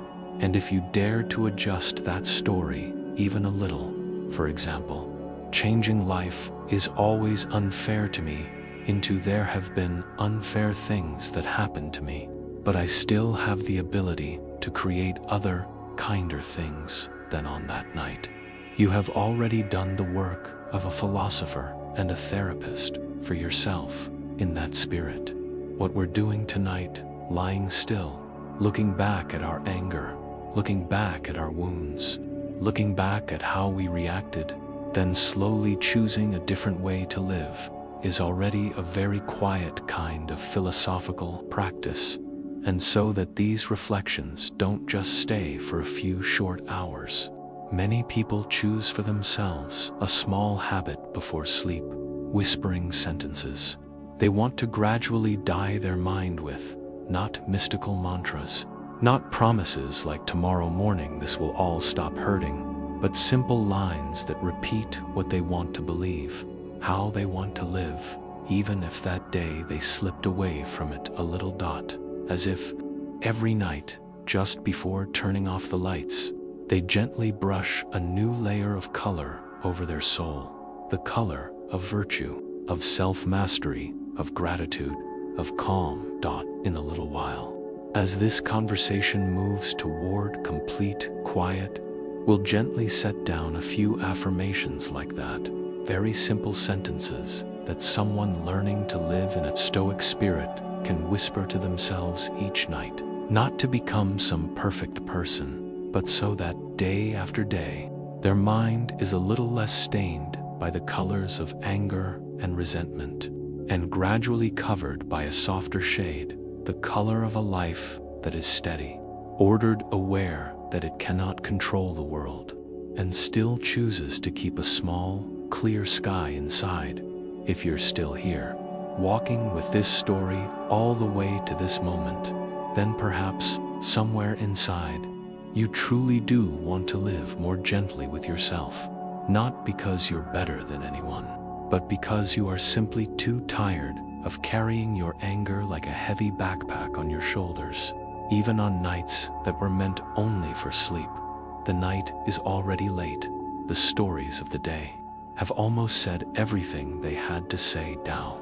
What remains belongs to you and the quiet part inside you. We've passed quite a few stations, from understanding anger as a very human reaction, to seeing how it's held onto and turned into acid, to seeing clearly the price we pay when we act in a few impulsive minutes, to the deeper territories of hatred, of choosing to forgive ourselves, and of rebuilding inner order. Now, before the story closes, we'll do something very small, leave you with a few whispered lines, like little markers inside, so that each time anger returns, you have something to lean on, instead of just being swept away. Not magic words, not a spell that changes your life overnight, just reminders of the kind of person you're trying to become. If they feel right to you, you can borrow them, repeat them in your own voice, adjust them to fit your life more closely. For now, just listen. Tonight, in your own heart, you might say very softly, people have the right to do wrong by me, but I also have the right not to let their mistakes define the rest of my life. I cannot control who stays, who leaves, who understands, who doesn't, but I can choose not to betray myself for anyone. You can pause for a moment, breathe a little slower, and then whisper, my happiness does not sit entirely in someone else's hands. It lives in how I choose to live, in the things I choose to do when no one is watching. Marcus Aurelius once wrote, the happiness of your life depends upon the quality of your thoughts. The happiness of a human life, in the end, does not lie in how many arguments we win, but in the color of the thoughts we live with every single day. Tonight, if you'd like, you can choose to tint your mind again with a few very simple sentences. I am responsible for my responses. I cannot choose everything that happens, but I can choose the attitude with which I carry those things with me. I allow myself to be angry, to be sad, to be hurt, but I do not want to turn those feelings into a lifelong prison for myself. I can be firm with the truth and still gentle with my own heart. You don't have to feel 100% convinced of these lines right away.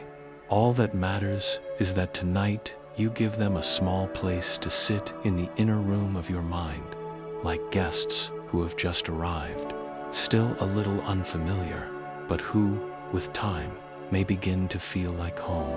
You might also say to yourself, I choose to live more simply with myself, to compare less, to dig up the past less, to put people from my past onto the faces of people in my present less often. I don't want to keep paying, night after night, with my sleep for things that have already taken too much from me. Seneca once reminded us, we suffer more often in imagination than in reality. We've suffered so many times purely in our imagination, just by replaying the same old story in our heads. Tonight, you can quietly say to yourself, today is enough. What needed to be thought through, I've thought through. What's left, I hand back to tomorrow. Tonight, I choose to give my mind a little rest. There are also affirmations that carry a very clear Stoic tone. You can let them wash over you and see if they fit. My happiness comes from virtue, not only from circumstances. I choose to be honest, not perfect. I choose to live kindly, even if the world is not always kind to me. I accept what lies beyond my control, and I reserve my strength for what I can actually do within my small sphere. I remember that everything is impermanent. My anger, my pain, even the very bad days will eventually pass. You might add for yourself a very personal line, like a small promise. I won't try to turn myself into someone who never gets angry. I'm only learning that each time I am angry, I hurt myself a little less, or a very gentle one. I deserve an inner life that is ordered, quiet, and noisy, even if the world outside is still chaotic. And if somewhere inside you there are still old wounds, people whose names still make your chest feel heavy, you don't have to force yourself to forgive them tonight. You only need to whisper, today I'm still hurting, but I don't want to use this pain as the measure for everything that comes next. I allow my future not to be a copy of what has happened to me. Maybe you'll also want to say this to the smallest, weakest, most often forgotten part of you. Thank you for trying to protect me with anger, with constant vigilance, with all those explosions. From now on, I will learn to protect you in different ways, with clearer boundaries, with healthier choices, with not throwing you into places where you have to brace yourself so hard anymore. At some moment, you might place your hand gently on your chest and speak to yourself the way you would speak to a friend who has walked with you through many seasons. Even though today I was angry, was exhausted, said things I didn't mean, I'm still here with you. I will keep learning, little by little. I'm not giving up on you. Marcus Aurelius once wrote, nowhere can you find a quieter or more untroubled retreat than in your own soul. There is no refuge quieter than your own soul when inside. There is beginning to be order, beginning to be truth, and beginning to be a bit of gentleness toward itself. Tonight, even if the world outside is still loud, still hurried, still full of injustices, without answers, right here, in your small room, on this bed, in these breaths, you have already created a little private sky where anger is no longer the ruler, but but just a guest who drops by, is seen, is understood, and is gently shown the door. Lucid dream, sleep, and science. Stories is just a name on a screen. The real journey is happening inside you. In every moment you dare to look straight at what you feel. In every small decision not to let your temper take the wheel. In every night you choose to lie down with a kinder story about yourself. If you've stayed here all the way to these final lines, then perhaps, somewhere very deep, you have already begun to soften toward yourself a little. You don't have to change your whole life tomorrow. All it takes is that when you wake up and something small irritates you, a very quiet voice inside says, "Wait, this time, can I choose to be a little kinder to myself?" If that question appears, even once, then tonight's journey has meant something. And now, you don't have to try to think anything more. Let your eyes close slowly. Let your breath settle. Let all these words dissolve into the dark. Your anger, even if it's still there, is tired too. And your heart, after such a long day, truly deserves a peaceful night's sleep.